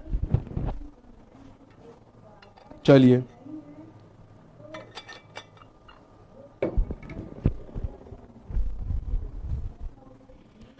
हो गया यहां तक सभी का, है ना। 174 पॉइंट, हाँ 174 पॉइंट जो भी उसके आसपास आ रहा हो, 174 आ रहा है, सही है, 174 आ रहा है, देन सही है, करेक्ट करेक्ट पे लेता, ठीक है।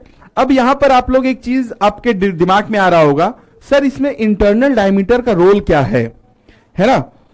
इंटरनल डायमीटर का रोल का पता, ठीक है 175 भी चलेगा, 175 भी चलेगा, क्योंकि 174.7 है तो अप्रोक्सीमेटली इक्वल्स टू 175 भी आप लोग चाहो इसको लिख सकते हो। अब आपके दिमाग में एक डाउट आ रहा होगा, सर यहां पर जो इंटरनल डायमीटर दिया हुआ है उसका रोल क्या है, वो क्यों दिया गया है? एक बात बताइए, पॉइजन्स रेशियो आपने इतना निकाला, ठीक है, और मुझे एक बात बताइए, क्या पॉइजन्स रेशियो पूरे मटेरियल का 274 नहीं आएगा? करण चेक करो, 274 नहीं आएगा, कैलकुलेशन एक बार चेक करो, 174 आएगा, ठीक है। पॉइजन्स रेशियो तो पूरे मटेरियल का सेम होता है ना? पॉइजन्स रेशियो तो पूरे मटेरियल का सेम होता है ना, इसमें तो किसी को कोई डाउट नहीं होगा। तो पॉइजन्स रेशियो अगर पूरे मटेरियल का सेम होता है, ठीक, so that means 0.299 Poisson's ratio पूरे मटेरियल का सेम होता है। इसकी मदद से मैं लेटरल स्ट्रेन निकाल सकता हूं, तो लेटरल स्ट्रेन तो चलो तब भी इतना ही आएगा, इतना ही आएगा।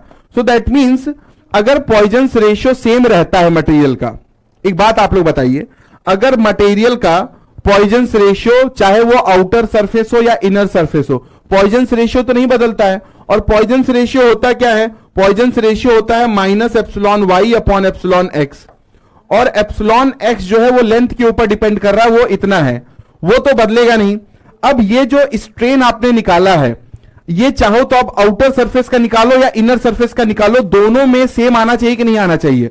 अगर पॉइजन्स रेशियो पूरे मटेरियल का सेम होता है, आउटर सरफेस का भी सेम होता है और इनर सरफेस का भी सेम होता है, और ये इक्वेशन आप निकालोगे, एप्सिलॉन एक्स की वैल्यू नहीं बदल रही है, पॉइजन्स रेशियो नहीं बदल रहा है, तो ये जो स्ट्रेन आप निकालोगे, ये चाहे तो आउटर सरफेस का लैटरल स्ट्रेन हो या इनर सरफेस का लैटरल स्ट्रेन हो, क्या कोई अंतर आएगा?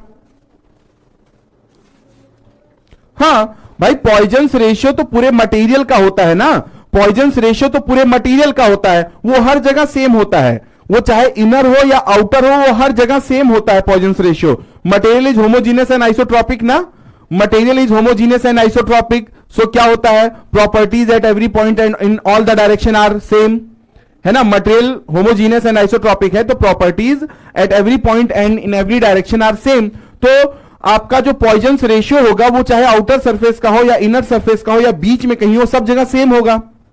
तो ये जब आप यहां पर लगाओगे, तो एप्सिलॉन एक्स को इसके साथ मल्टीप्लाई करोगे, तो ये जो स्ट्रेन आया है, ये चाहे तो आउटर सरफेस का हो या चाहे तो इनर सरफेस का हो, बराबर आना चाहिए। तो दैट मींस जो मैंने यहां पर लिखा था, lateral strain on the outer surface, ये जितना आ रहा है -2.01, ठीक है। तो अगर मैं ये लिखना चाहूं कि lateral strain on the inner surface, lateral strain on the inner surface is -2.01 into 10 to the power -5।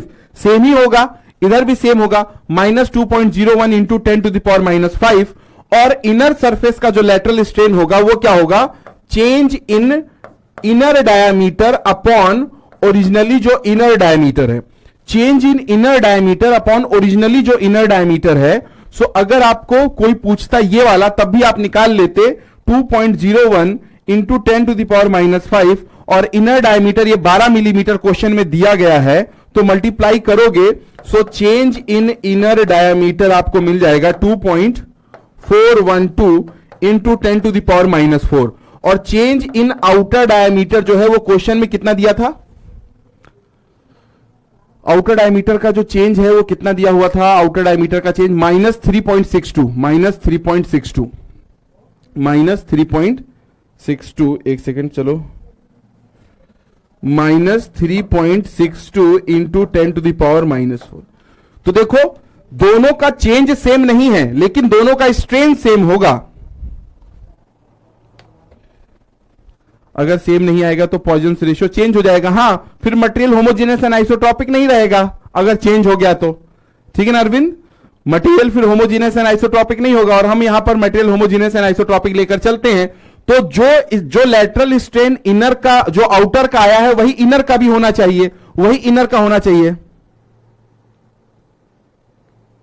हां, लेटरल स्ट्रेन आप किसी भी एक डायमीटर के चेंज से निकाल सकते हो। अगर आउटर डायमीटर का चेंज दिया हुआ है तो change in outer diameter upon original outer diameter कर दो, और अगर चेंज इन इनर डायमीटर का दिया हुआ है तो change in inner diameter upon original inner diameter लिख दो, तो उससे भी स्ट्रेन आ जाएगा, ठीक है ना?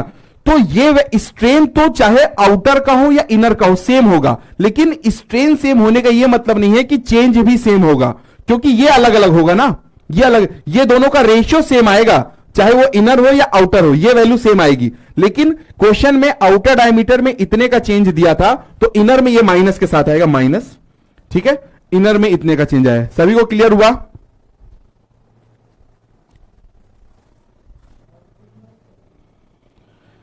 क्लियर हुआ ये बात? सो क्वेश्चन आपके साथ ये बहुत ही अच्छा क्वेश्चन था। अगर उसमें इसने ना ये चीज पूछ लिया होता ना, ये वाला, तब ये काफी डिफिकल्ट क्वेश्चन हो जाता, क्योंकि ये बहुत ज्यादा कॉन्सेप्चुअल हो जाता है, बहुत ज्यादा कॉन्सेप्चुअल हो जाता है। सर मैं यही पूछना चाहता था, गलती से डी माइनस डी आई लिख दिया था। चलो कोई बात नहीं, कोई बात नहीं शिवम, ठीक है, कोई बात नहीं। तो ये चीज क्लियर हो गई ना। तो बेसिकली ये क्या है, देखो मैं आपको बताता हूं, ध्यान से सुनिए। और डिटेल में जाना चाहते हो, मैं थोड़ा और अच्छे से आपको समझाता हूं, ध्यान से देखिए। कितना है? सर स्ट्रेन इक्वल नहीं होगा तो हमारा एजम्पशन गलत हो जाएगा। हाँ कीर्ति, सही बात है। अगर स्ट्रेन इक्वल नहीं होगा आउटर और इनर सरफेस का, तो जो हमारा एजम्पशन है material is homogeneous and isotropic, वो गलत हो जाएगा, ठीक है। तो क्योंकि मटेरियल होमोजीनियस एंड आइसोट्रॉपिक है, तो पॉइजन्स रेशियो सब जगह सेम होना चाहिए। और पॉइजन्स रेशियो अगर सब जगह सेम है, तो पॉइजन्स रेशियो में लॉन्गिट्यूडनल स्ट्रेन का मल्टीप्लाई करोगे तो लैटरल स्ट्रेन आ जाएगा। अब लैटरल स्ट्रेन भी हर जगह सेम होना चाहिए। अब वो क्योंकि लॉन्गिट्यूडनल नहीं बदल रहा है, तो लैटरल भी नहीं बदलना चाहिए, चाहे वो इनर सरफेस हो या आउटर सरफेस हो, दोनों जगह सेम आना चाहिए। उस कॉन्सेप्ट से मैंने ये लिख दिया। और क्योंकि ये इनर सरफेस का लैटरल स्ट्रेन है, तो इनर का चेंज इन डायमीटर और इनर का ओरिजिनल रखोगे तो ये मिल जाएगा। अब इसमें देखिए, इसमें एग्जाम, अब मैं इसको और आप लोग अच्छे से और विजुलाइज करना चाहते हो, तो यहां पर एक चीज और यहां पर देखिए, जैसे ये है, ठीक है, ये हमारा आया। अब फाइनल माइनस इनिशियल वाली बात आ रही थी, तो डी नॉट कितना दिया हुआ था? 18 मिलीमीटर दिया हुआ था। और डी नॉट का मतलब क्या है? आउटर डायमीटर, और इनर डायमीटर 12 मिलीमीटर दिया था। अगर आपसे कोई पूछे कि लोड लगने के बाद जो आउटर डायमीटर हुआ फाइनली, वो कितने का हो गया, और इनर डायमीटर जो है वो फाइनली कितने का हो गया, इसका आप लोग आंसर करो। चलो, अगर आप लोग को सब कुछ समझ में आ गया तो आप इसका आंसर कर दोगे। मैं 1 मिनट में आ रहा हूं, ठीक है।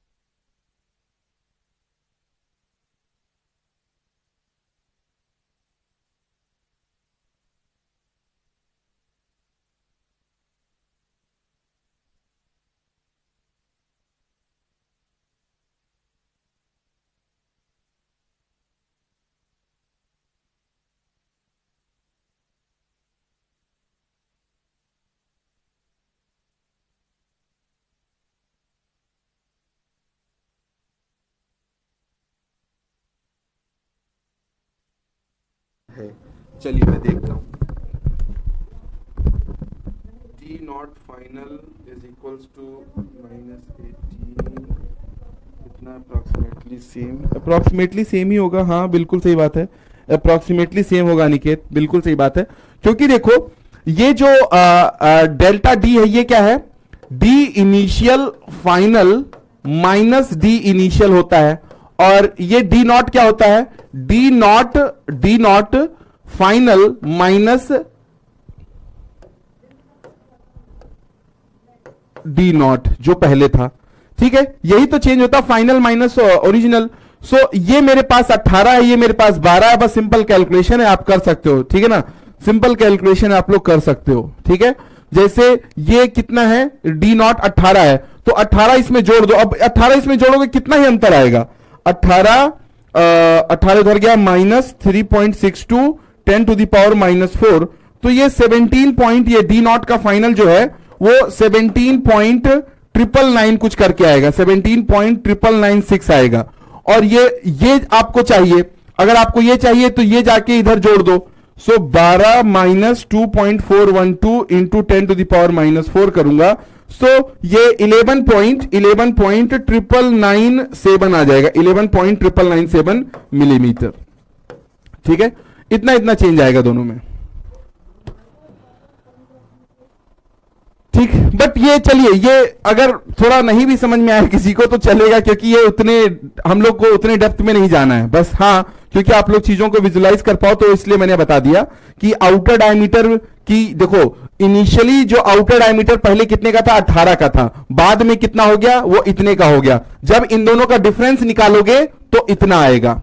ठीक है, और ओरिजिनली इंटरनल डायमीटर 12 का था, फाइनली देखो घटेगा ही, ये दोनों को घटना ही है, ये इतना हो गया। जब इन दोनों का डिफरेंस निकालोगे तो आपको ये मिलेगा। बस सिंपल लॉजिक है।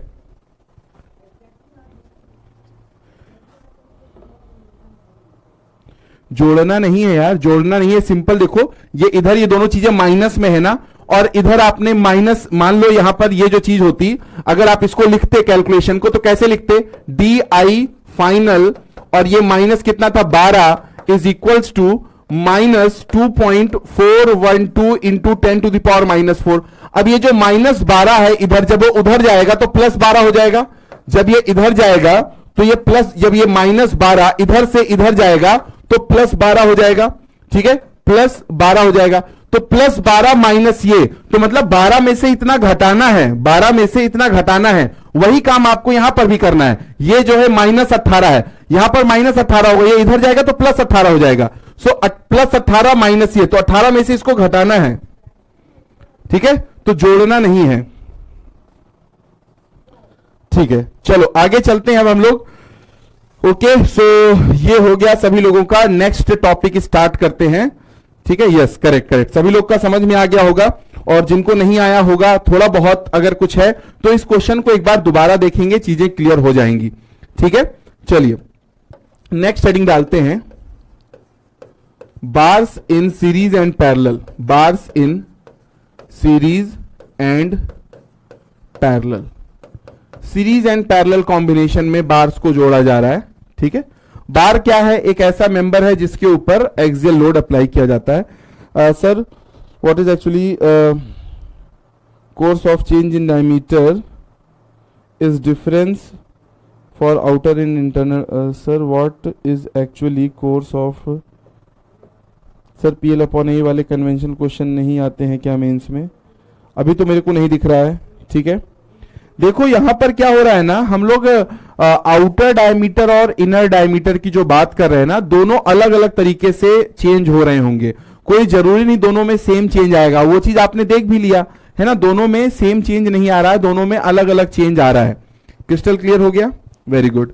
ठीक है, दोनों में अलग अलग चेंज आ रहा है, और वो हम लोग उस तरीके से कैलकुलेट कर लेंगे। एक बार आप दोबारा देखोगे ना क्वेश्चंस को, उस क्वेश्चन को समझ में आ जाएगा। बट वो तो मैंने देखिए एक्स्ट्रा ही बता दिया, वहां तक कि उतना पूछेगा नहीं जेई के एग्जाम में, बट फिर भी हमें नॉलेज होनी चाहिए, क्या पता वहां तक पूछ लिया तो आगे पूछ ही ले। Bars in series and parallel.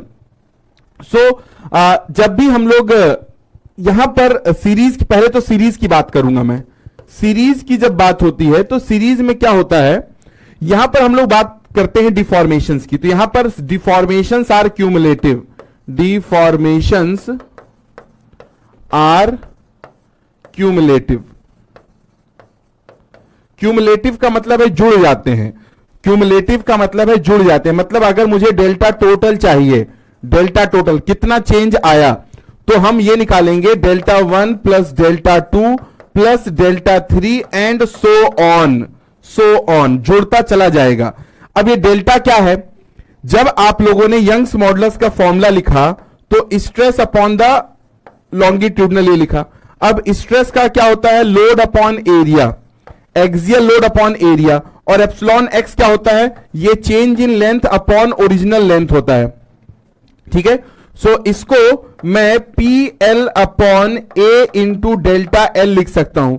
तो यहां से अगर मैं डेल्टा एल को इधर लाऊं, so delta L is equals to P L upon A E मैं लिख सकता हूं, या सिंपली डेल्टा एल ना लिख के मैं सिर्फ डेल्टा लिखता हूं, चेंज कितना आया, so P L upon A, ये मैं ये वाला फॉर्मूला यूज करता हूं, delta is equals to P L upon A E. So यहां पर हम लोग सीरीज में कौन सा फॉर्मूला यूज कर रहे हैं, या सीरीज हो या पैरेलल हो, जो डेल्टा का जो फॉर्मूला होता है यही रहेगा, that delta is equals to P L upon A E, delta is equals to P L upon A E. ठीक है, अब इस फॉर्मूले को इस्तेमाल करने के लिए, इस फॉर्मूले को इस्तेमाल करने के लिए हमारे पास कुछ पर्टिकुलर एजम्पशंस होते हैं, है ना। जब वो कंडीशन सेटिस्फाई होगी तभी इस फॉर्मूले का हम इस्तेमाल कर सकते हैं। क्या कंडीशंस है वो मैं यहां पर लिख रहा हूं, कंडीशंस ये है, पहला प्रिज्मेटिक मेंबर, पहला कैसा होना चाहिए भाई, ये होना चाहिए प्रिज्मेटिक मेंबर, पहली चीज। दूसरी चीज ये होनी चाहिए सेम मटेरियल का बना होना चाहिए, सेम मटेरियल का होना चाहिए, प्रिज्मेटिक हो गया, दूसरा हमारा सेम मटेरियल का हो गया, तीसरा क्या होना चाहिए, प्योर एक्सियल लोडिंग होनी चाहिए, प्योर एक्सियल लोडिंग होनी चाहिए। सो ये तीन कंडीशन जब सेटिस्फाई होंगी तब हम लोग इस फॉर्मूले को इस्तेमाल कर सकते हैं। ठीक है,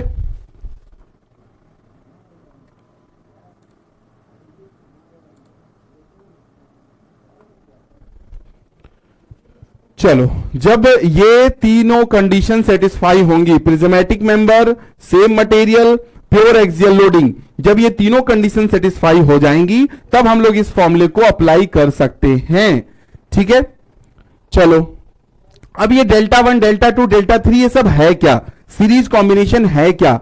जैसे मेरे पास एक मेंबर ये है, ठीक है, इसमें मैंने एक और जोड़ दिया और इसमें मैंने एक और जोड़ दिया, ठीक है, इधर से इसको फिक्स किया और यहां पर मैंने कुछ लोड लगा दिया, पी लोड लगा दिया। ठीक है, तो होगा क्या, इसको मैं अगर मेंबर 1 बोल देता हूं, इसको मैं 2 बोल देता हूं और इसको 3 बोल देता हूं।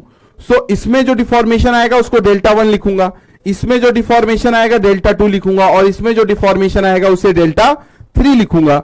और जब मुझे कोई पूछेगा कि पूरे मेंबर का, है ना, जो पूरा मेंबर ए से लेके यहां पर बी हो गया, ये सी है, ये डी है, ए से लेके डी तक पूरे मेंबर का डिफॉर्मेशन बताओ, तब मैं क्या करूंगा, तीनों को जोड़ दूंगा। तो सीरीज में तीनों को जोड़ दिया जाता है, पैरेलल में जोड़ा नहीं जाता है। ठीक है, तो सीरीज में क्या होता है, डिफॉर्मेशंस आर क्यूमुलेटिव। क्यूमुलेटिव का मतलब है आप टोटल जोड़ के उनको बताया जाता है कि भाई इतना डिफॉर्मेशन हुआ। ठीक है, दूसरी इक्वेशन यहां पर हम लोग इस्तेमाल करेंगे, sigma is equals to P by A, sigma is equals to P by A, और इसका आप लोग को पता है कंडीशंस क्या होती हैं, इसका आप लोग को पता है क्या कंडीशंस होती हैं। सो ये दो चीजें हम लोग यहां पर इस्तेमाल करेंगे। ठीक है, नोट डाउन कर लिया सभी लोगों ने, नोट डाउन कर लीजिए, फिर आगे बढ़ेंगे और नेक्स्ट फिर देखते हैं केस नंबर 1।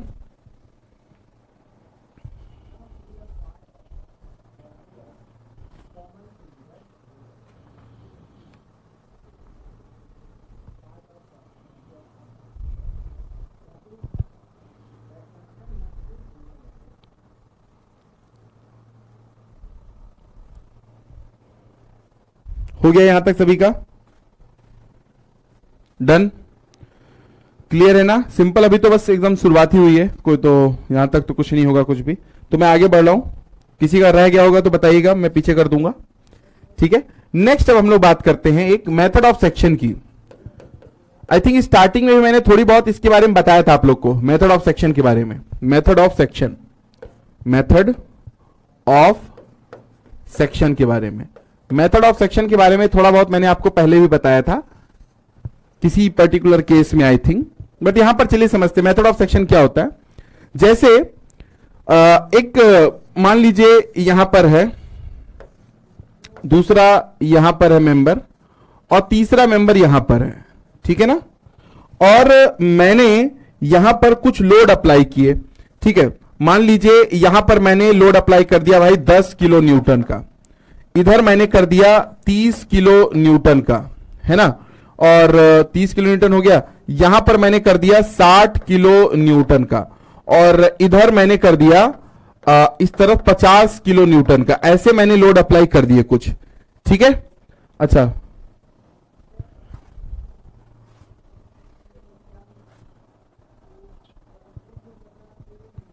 डेल्टा लिखने में थोड़ा चेंज लाऊं? क्यों भाई, क्या हो रहा है? डेल्टा में क्या दिक्कत आ रही है? लिख लो यार, तुम्हें जैसे अच्छा लगता है तुम वैसे लिखो, है ना। मेरे से ऐसे ही बनता, मैं क्या करूं भाई, अब मेरे से ऐसे ही बनता है, क्या किया जा सकता है। इसीलिए डेल्टा बोल भी तो देता हूं, डेल्टा बोल भी तो देता हूं, ताकि अगर मेरा डेल्टा थोड़ा सही नहीं लग रहा है तो आप लोग उसको हिसाब से कर लो। हाँ, इफेक्ट ऑफ लोड में बताया था, हाँ प्रखर, इफेक्ट ऑफ लोड में बताया था मैंने कि क्या है इसका वो।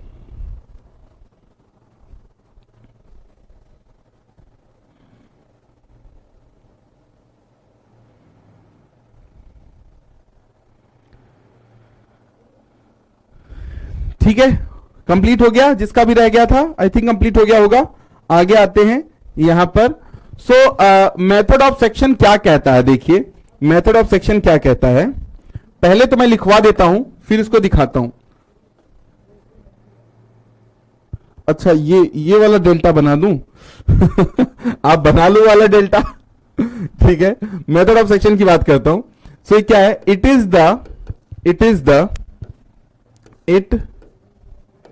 Is the summation of, it is the summation of, और algebraic summation लिखो, छोड़िए, it is the algebraic summation of, it is the algebraic summation of, algebraic summation of total forces either on the right hand side, either on the right hand side or on the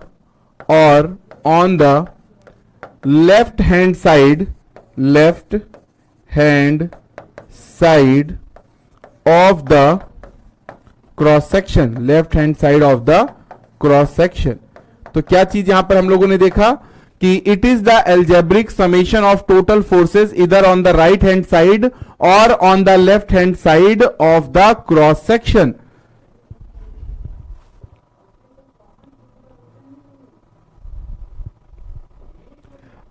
दोनों delta में कोई difference तो होता होगा maths में जाओगे तब difference आपको पता चलेगा, ठीक है ना। मैथमेटिक्स में जाओगे तो आपको डिफरेंस पता चलेगा, बट एज सच कोई डिफरेंस नहीं होता। हाँ, जो डी हम लोग लिखते हैं डिफरेंशियल ऑपरेटर, वो एग्जैक्ट डिफरेंशियल होता है, ये जो डेल्टा होता है ये इनएग्जैक्ट होता है, ठीक है। बट उतने हमें डिटेल में जाना ही नहीं यार, हमें तो कोई भी सिंपल इस्तेमाल कर लेना है ना। डिफरेंस तो होता है, मैथमेटिकली डिफरेंस होता है, इनएग्जैक्ट और एग्जैक्ट डिफरेंशियल का होता है, बट हमें उसमें जाना ही नहीं है यार हम, ठीक है। किसी को अच्छा नहीं लग रहा डेल्टा भाई तो ये लिख लो, ये वाला डेल्टा किसी को अच्छा नहीं लग रहा तो ये वाला डेल्टा लिख लो भाई, ठीक है चलो अब आगे बात करते हैं। हाँ, सो अगर मैं बोलूं कि यहां पर नेट लोड कितना है, अगर मैं बोलूं यहां पर कि नेट लोड कितना है, net load, so net load आप बोलोगे कि 10 इधर लग रहा है और 60 इधर लग रहा है, तो 60 10 70, 70 इधर की तरफ लग रहा है और इधर की तरफ कितना लग रहा है, देखो इधर की तरफ लग रहा है 70, ये 10 यहां पर और 60 यहां पर, 70 और 50 और 30 80, 80 इधर की तरफ लग रहा है। तो नेट कितना हो गया, नेट हो गया 10 का, नेट लोड हो गया 10 का, और किधर की तरफ, इधर की तरफ, क्योंकि 80 वाला ज्यादा है ना, तो इन दोनों का डिफरेंस पहले तो करो, इन दोनों का डिफरेंस 10 का हुआ और ये इधर की तरफ आ जाएगा। तो अगर नेट लोड इधर की तरफ है तो रिएक्शन उसका उल्टा लगता है, रिएक्शन उसका उल्टा लगता है, 10 किलो न्यूटन का रिएक्शन आ जाएगा। ठीक है, रिएक्शन हमेशा opposite to the net load होता है। जो रिएक्शन होता है, रिएक्शन वो कैसा होता है, opposite to net load, opposite to net load, वो नेट लोड के हमेशा अपोजिट होता है, नेट लोड के हमेशा अपोजिट होता है। तो 70 का इधर लग रहा है, 80 का इधर लग रहा है, तो नेट लोड हुआ 10 का इधर, तो इसका मतलब उसका जस्ट अपोजिट, तो रिएक्शन 10 का इधर की तरफ लगेगा और रिएक्शन फिक्स्ड उस पे आता है। ठीक है, चलो ये मैंने बना दिया। अब मेथड ऑफ सेक्शन का इस्तेमाल कैसे किया जाता है, मेथड ऑफ सेक्शन का इस्तेमाल, तो मैंने इसे बोल दिया पॉइंट ए है, इसको मैंने बोल दिया पॉइंट बी है, इसको बोल दिया सी है, इसको बोल दिया डी है, इसको बोल दिया ई है। ठीक, अब प्योर एक्सियल लोडिंग का मतलब क्या होता है ना, तो सपोज अब देखो प्योर एक्सियल लोडिंग का मतलब यह होता है कि एक मेंबर है, जब मैंने आप लोग को लोड के बारे में बताया था और प्योर एक्सियल लोडिंग के बारे में बताया था, तब मैंने आप लोग को इसके बारे में बताया था। अब मान लीजिए यहां पर 10 किलो न्यूटन का लोड लग रहा है, 10 किलो न्यूटन का, तो इसका रिएक्शन कितना आएगा, 10 किलो न्यूटन का इधर अपोजिट आ जाएगा। ठीक है, अब यहां पर मैंने एक सेक्शन लिया, मान लीजिए इस जगह पर मैंने एक सेक्शन लिया। अब इस सेक्शन पे मैं जानना चाहता हूं कि नेट लोड कितना है, इस सेक्शन पर मैं जानना चाहता हूं कि नेट लोड कितना है, तो मैं क्या करूंगा, इस सेक्शन पर अपना हाथ रखूंगा। ठीक है, और अगर इस सेक्शन पर कोई लोड लग रहा होगा ना तो उसे कंसीडर नहीं करूंगा, ध्यान रखिएगा ये बात। तो मैंने इस सेक्शन पर अपना हाथ रखा, इसके लेफ्ट हैंड साइड कितना लोड है, 10 का है, इसके राइट हैंड साइड कितना लोड है, 10 का है। फिर मैंने एक सेक्शन यहां पर लिया, इस पे हाथ रखा, इसके राइट हैंड साइड कितना 10 है, इसके लेफ्ट हैंड साइड कितना 10 है। मतलब कि इस पर्टिकुलर केस में आप कोई भी सेक्शन उठा लो, हर जगह 10 का ही है, तो इसे बोलते हैं प्योर एक्सियल लोडिंग। इसे क्या बोलते हैं, प्योर एक्सियल लोडिंग। ये बात शायद मैं पहले बता चुका हूं आप लोगों को। Pure axial loading, pure axial loading का मतलब है कि भाई पूरे मेंबर में कोई भी क्रॉस सेक्शन उठा लो, हर जगह 10 का ही लग रहा होगा, हर जगह 10 का लग रहा होगा। और इसका जो साइन कन्वेंशन होता है वो मैं अभी लिखवा दूंगा नीचे। साइन कन्वेंशन होता है, अगर सेक्शन से दूर जा रहा है तो प्लस लेंगे और सेक्शन की तरफ आ रहा है तो माइनस लेंगे। सेक्शन की तरफ आ रहा है मतलब उसको दबाने की कोशिश कर रहा है तो कंप्रेशन हो गया, सेक्शन से दूर जा रहा है तो उसको इलोंगेट करने की वो कोशिश कर रहा होगा। बात समझ में आई सभी को? यहां तक चीज क्लियर है? फिर मैं इसको समझाता हूं। ये यहां तक क्लियर है सभी को?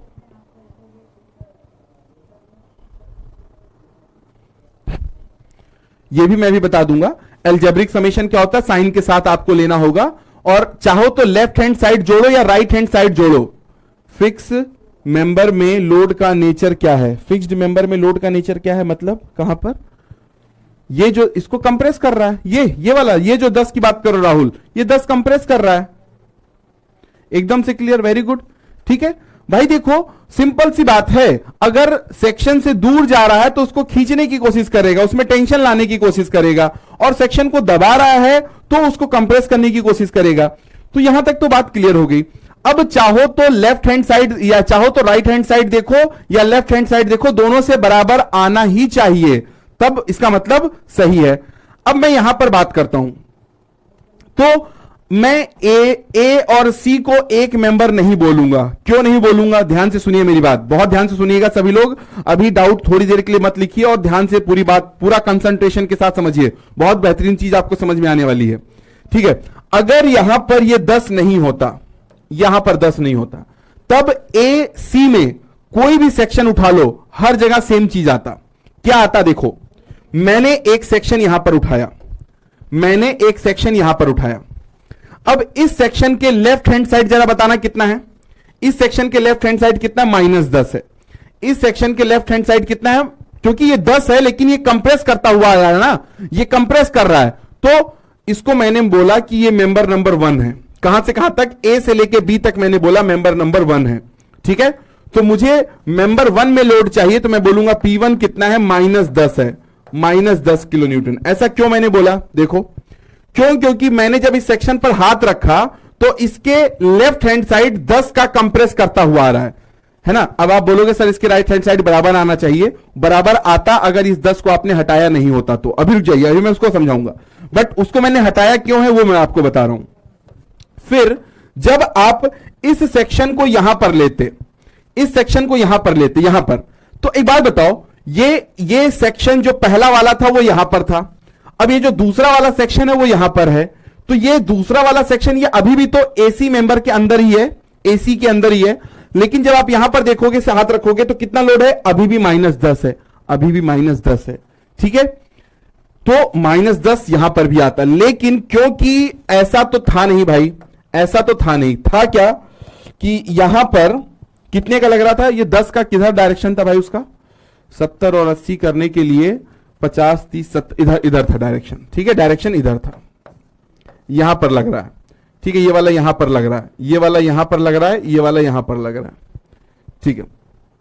सो P1 का मतलब है load in the A B member, P1 का मतलब है कि load in the A B member. अब मैं बात करूंगा बीसी की, load in the BC member की बात करूंगा, इसको मैं P2 बोलूंगा, ठीक है, इसको मैंने मेंबर नंबर 2 बोल दिया, क्यों, क्योंकि अगर ये बीच में लोड नहीं आया होता तो ए से लेके सी तक पूरा एक में काउंट करता, लेकिन जब ये बीच में लोड आ गया ना, अब इसकी वजह से ए बी में कुछ अलग होगा और बीसी में कुछ अलग होगा, तो अब मैं क्या करूंगा, मैं यहां पर एक सेक्शन लूंगा, यहां पर। अब एक बात बताओ, इस, है ना, अब आप यहां पर एक चीज बताओ, इस सेक्शन पर, यहां पर ये जो मैंने सेक्शन लिया है, इसके left hand side total load कितना बताओ। अगर मैं बोलूं P2, P2 की वैल्यू आप लोग बताइए कितनी होनी चाहिए, P2 की वैल्यू कितनी होनी चाहिए, P2 की वैल्यू कितनी होनी चाहिए,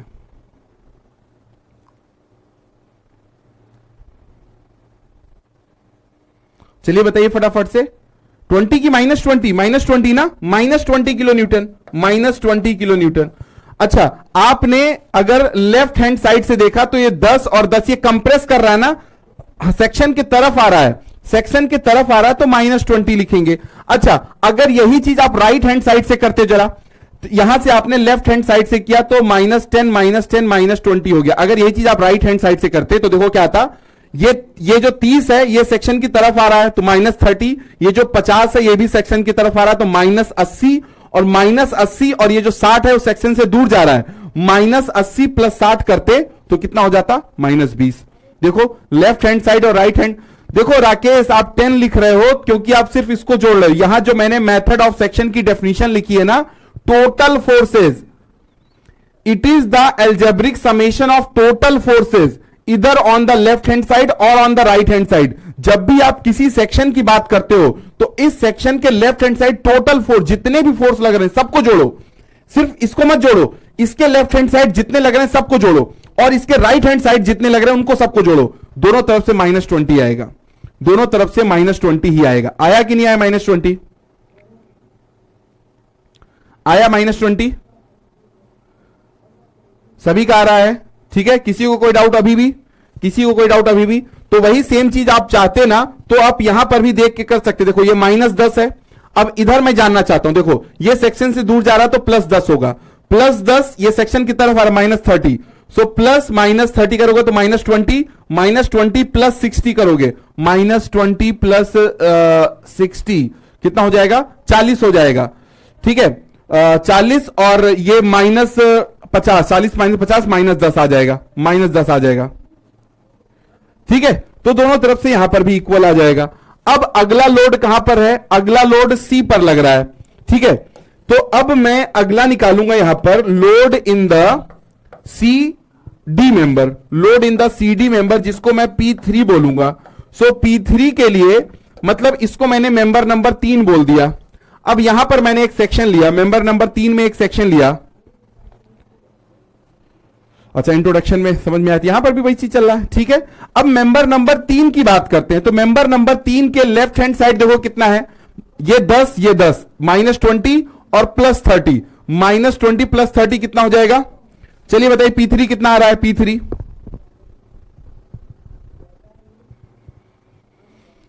कितना आ रहा है,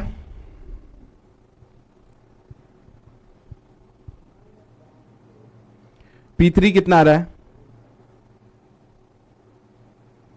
+10 आ रहा है, वेरी गुड। P3 जो है वो +10 किलो न्यूटन आ रहा है। आप चाहो तो राइट हैंड साइड से देख लो, राइट हैंड साइड से 60 उससे दूर जा रहा है, 60 उससे दूर जा रहा है +60 और 50 उसकी तरफ आ रहा है, 60 - 50 10, 60 - 50 10, 10 का आ जाएगा +10 है ना, +10 होगा। सभी लोग एक गलती कर रहे हो बार बार कि जब मैं लेफ्ट हैंड साइड बोल रहा हूं तो लेफ्ट हैंड साइड जो एक लोड लग रहा है, कुछ लोग कर रहे हैं कि सिर्फ इसी लोड को ले रहे हो। मैंने इसीलिए डेफिनेशन दोबारा पढ़ी, यहां पर अंडरलाइन भी किया, टोटल फोर्सेज। तो इसके लेफ्ट हैंड साइड जितने भी फोर्सेज हैं सबको जोड़ो, इसको और साइन के साथ जोड़ो, ठीक है। अब लास्ट बात करते हैं, load in the DE member, load in the DE member जिसको हम लोग P4 बोलेंगे, इसको मैंने मेंबर नंबर 4 बोल दिया, मेंबर नंबर 4 बोल दिया। और ये सेक्शन अब यहां से हटाकर मैंने ये सेक्शन यहां पर डाल दिया, ठीक है, ये सेक्शन मैंने यहां पर डाल दिया डी मेंबर का। तो इस सेक्शन पे अगर आप देखो तो आपके लिए तो बस राइट हैंड साइड देख लो, आसान हो जाएगा। Right hand side -50, right hand side -50 kilo Newton. आप चाहते तो लेफ्ट हैंड साइड से देख लेते, लेफ्ट हैंड साइड देखो, -10 -10 -20 -20 + 30 कितना हो जाएगा, +10 हो जाएगा, +10 और -60 -50 हो जाएगा, ठीक है। -50 किलो न्यूटन आ जाएगा डीई मेंबर में, पूरा डीई मेंबर में कितना आ जाएगा, -50 का किलो, -50 किलो न्यूटन, है ना। अब आप ये सोचोगे कि सर अगर आपने ये सेक्शन थोड़ा सा इधर कर देते तब क्या होता, तब क्या ये 60 अलग हो, ये 60 तो यहां पर लग रहा है, ये जो 60 है ना ये जंक्शन पर लग रहा है, भले उसका एरो, अब इसका एरो मेरा मन करे मैं इतना लंबा बना दूं कि बाहर तक चला जाए, है ना। ये जो 60 का एरो है मेरा मन करे मैं बहुत लंबा बना दूं, इसीलिए मैंने डॉट से मेंशन किया है कि वो एग्जैक्टली किस पॉइंट पर लग रहा है। ये इस पॉइंट पर लग रहा है, ये इस पॉइंट पर लग रहा है, ये इस पॉइंट पर लग रहा है, ये इस पॉइंट पर लग रहा है, इसीलिए, है ना, ताकि ऐसा कंफ्यूजन ना आए, इसलिए मैंने ये चीज बता दी आपको। तो यहां तक बात समझ में आया, मेथड ऑफ सेक्शन सभी को समझ में आया, कैसे करेंगे मेथड ऑफ सेक्शन से।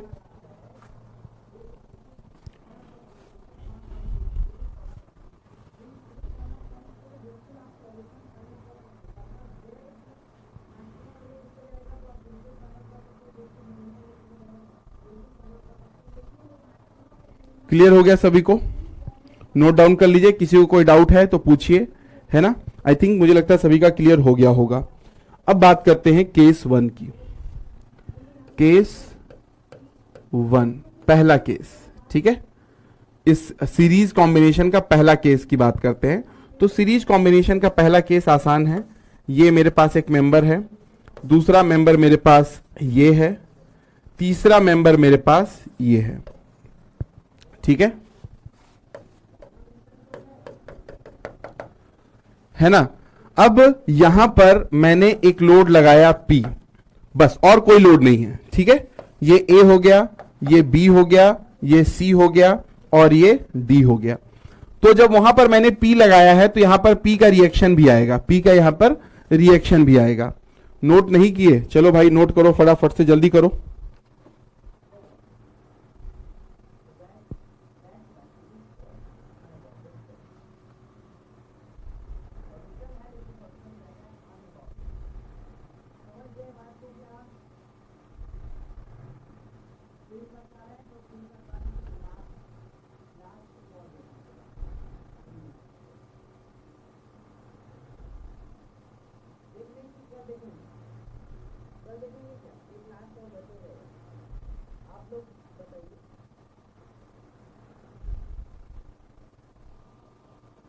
नोट हो जाए तो बताइएगा।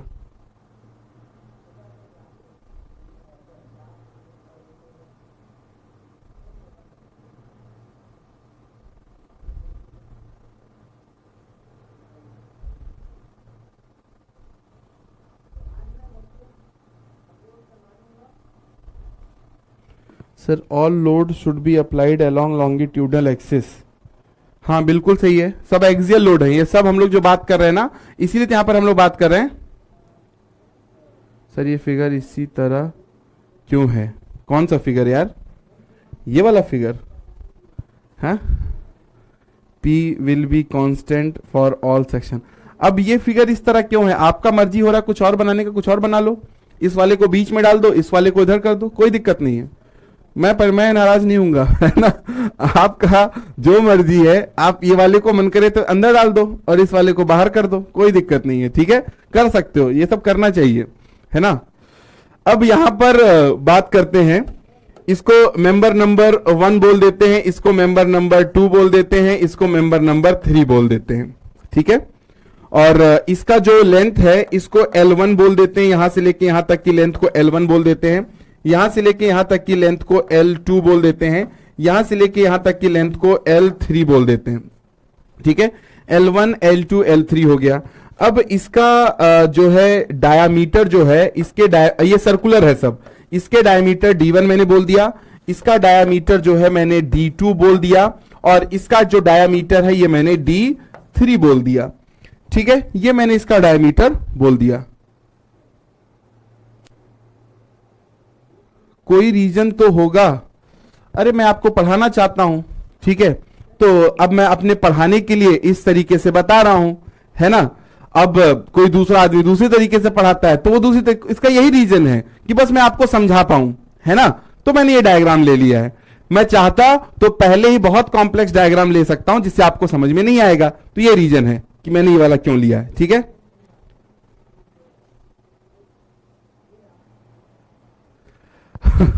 आज शिवम, क्योंकि वहां पर जल्दी खत्म करना है ना, वहां पर 30 घंटे में हमें पूरा सब्जेक्ट खत्म करना है, यहां पर मैं आपको 100 घंटे के आसपास पढ़ाऊंगा। डिफरेंस समझ रहे हैं, डिफरेंस, ठीक है।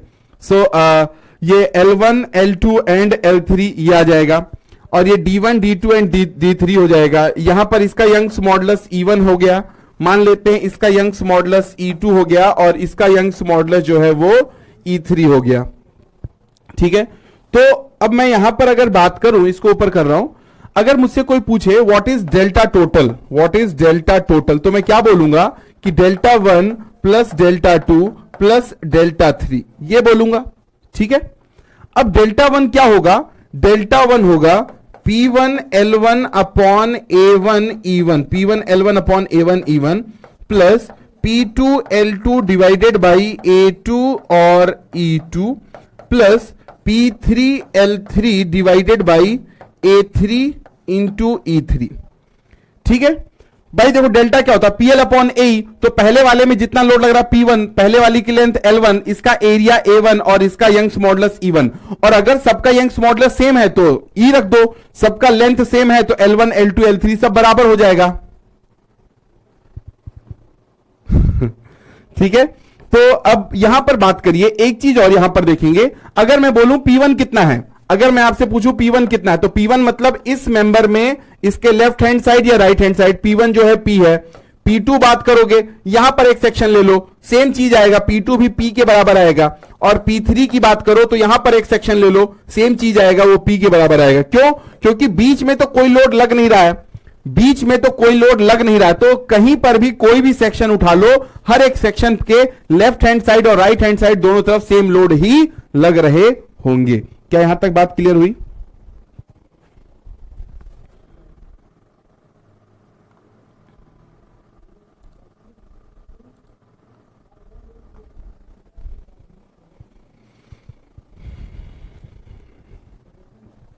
ठीक है।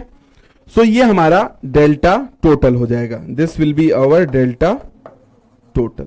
अब मैं अगर बात करूं यहां पर मैक्सिमम स्ट्रेस की, यहां पर अगर मैं बात करता हूं मैक्सिमम स्ट्रेस की,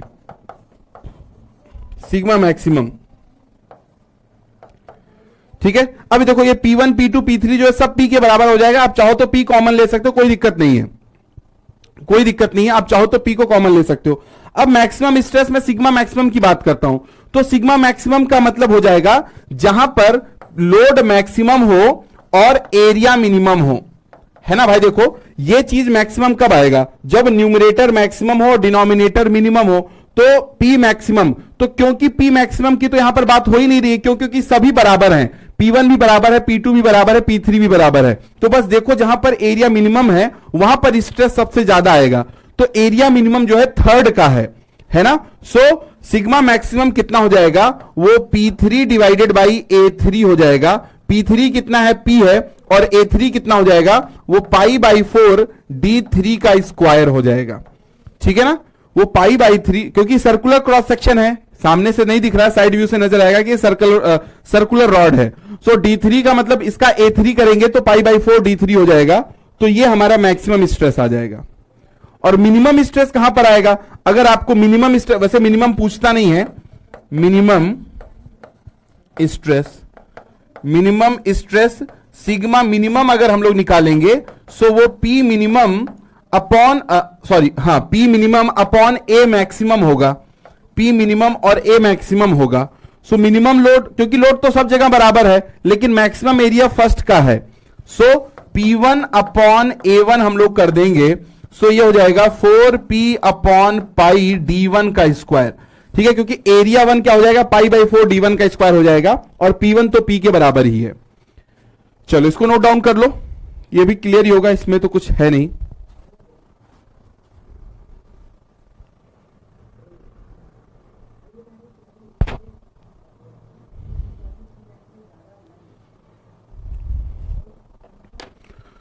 हो गया नोट डाउन सभी का?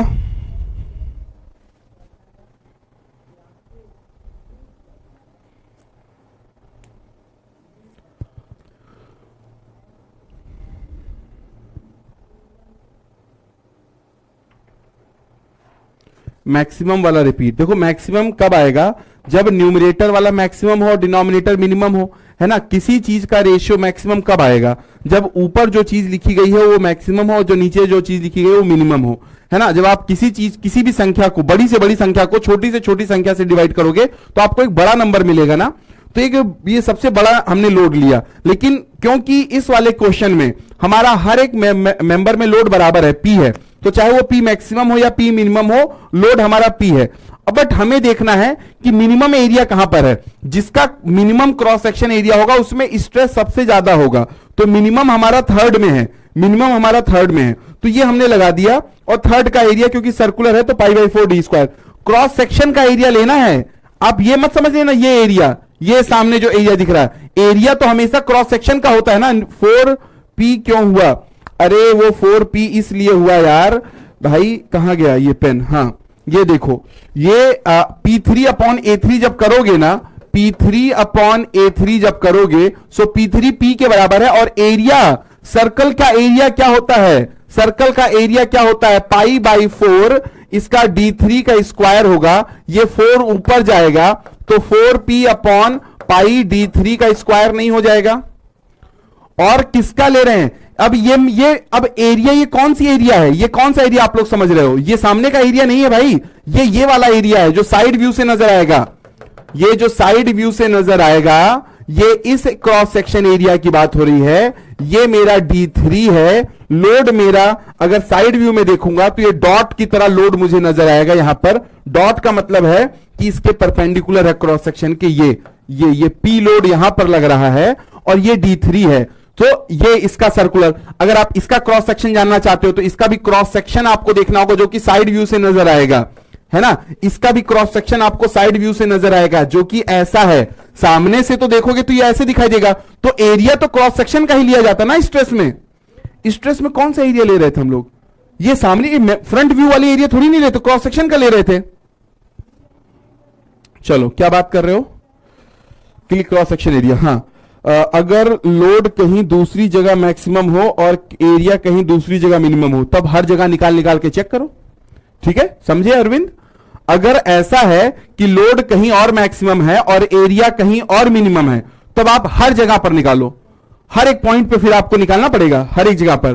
ठीक है, उसके बाद आप बता पाओगे, ऐसे नहीं बता पाओगे। उसके लिए फिर आपको ऐसा नहीं ये रूल लग जाएगा, ये जो मैंने लिख दिया ये रूल नहीं है, ये इस पर्टिकुलर क्वेश्चन की बात हो रही है, इस पर्टिकुलर क्वेश्चन की बात हो रही है। ऐसा कोई जरूरी नहीं कि जहां पर मैक्सिमम लोड लग रहा हो वहीं पर मिनिमम एरिया होगा, समझ रहे हैं? ऐसा कोई जरूरी नहीं जहां पर मैक्सिमम लोड हो वहां पर मिनिमम एरिया हो। अगर ऐसा नहीं है फिर आपको चेक करना पड़ेगा हर एक जगह निकाल कर कि इस लोड और इस एरिया का जो कॉम्बिनेशन से स्ट्रेस आ रहा है, इस लोड और इस एरिया के कॉम्बिनेशन से जो स्ट्रेस आ रहा है, इस लोड और इस एरिया के कॉम्बिनेशन से जो स्ट्रेस आ रहा है, उन सबको निकालो और फिर देखो इनमें से मैक्सिमम कौन सा है। हाँ, ट्रायल एंड चेक, हाँ फिर चेक करना, वो पता चल जाएगा। ऐसा क्वेश्चन नहीं आता इसमें ट्रायल एंड चेक करना पड़ता है, जनरली ऐसा ही देते हैं वो लोग। हर एक सेक्शन पर चेक करेंगे। क्लियर है सभी को? हाँ, मुझे लग रहा था कि क्रॉस सेक्शन एरिया में आप लोग कंफ्यूज हो रहे होंगे, क्रॉस सेक्शन एरिया में कंफ्यूज हो रहे होंगे। अरे ये कभी भी मैंने क्रॉस सेक्शन एरिया ये इसको क्रॉस, इसीलिए मैं बार बार बोलता हूं ये ए क्या है, A is the cross sectional area जो स्ट्रेस से आता है। ठीक है, अब क्लियर है? पहले से चलो कोई बात नहीं, क्लियर हो गया, वेरी गुड। ठीक है, ये समझ में आ गया ना ये कहां से आ रहा है, ये जो चीज है ये कहां से आ रही है, 4 कहां से आया। थोड़ा थोड़ा मैं एक दो स्टेप कभी कभार वो लिख देता हूं, है ना। अब वही चीज यहां पर है ना। चलो फिर आज की क्लास यहीं पर एंड करते हैं, और ट्राई करूंगा मैं जल्दी भेज दूं, अदरवाइज शाम तक मैं भेज ही दूंगा, रात तक, बट ट्राई करूंगा अगर टाइम मिलता है पहले तो मैं पहले भेज दूंगा। ठीक है, और कल हम लोग इसके ऊपर एक दो क्वेश्चन करेंगे, सेकंड केस देखेंगे। इस केस के अलावा अप्लाई होने के लिए 2 पॉइंट होना चाहिए। हाँ, 2 अप्लाई होने के लिए 2 पॉइंट होना चाहिए, मतलब एटलीस्ट 2 वो होना चाहिए। ठीक है, ऐसा कोई वो नहीं है इस केस में, ऐसा कुछ है, बस एक सिंपल है ना, कि ये 2 हो सकता है, 3 हो सकता है, 1 भी हो सकता है, 1 भी हो सकता है, बस कोई दिक्कत नहीं। ये खाली 1 भी हो सकता है, ये 2 भी हो सकता है, 3 भी हो सकता है, कुछ भी हो सकता है। ठीक है, उसमें आप ये केस अप्लाई कर सकते हो। चलिए फिर एंड करते हैं आज का सेशन यहीं पर।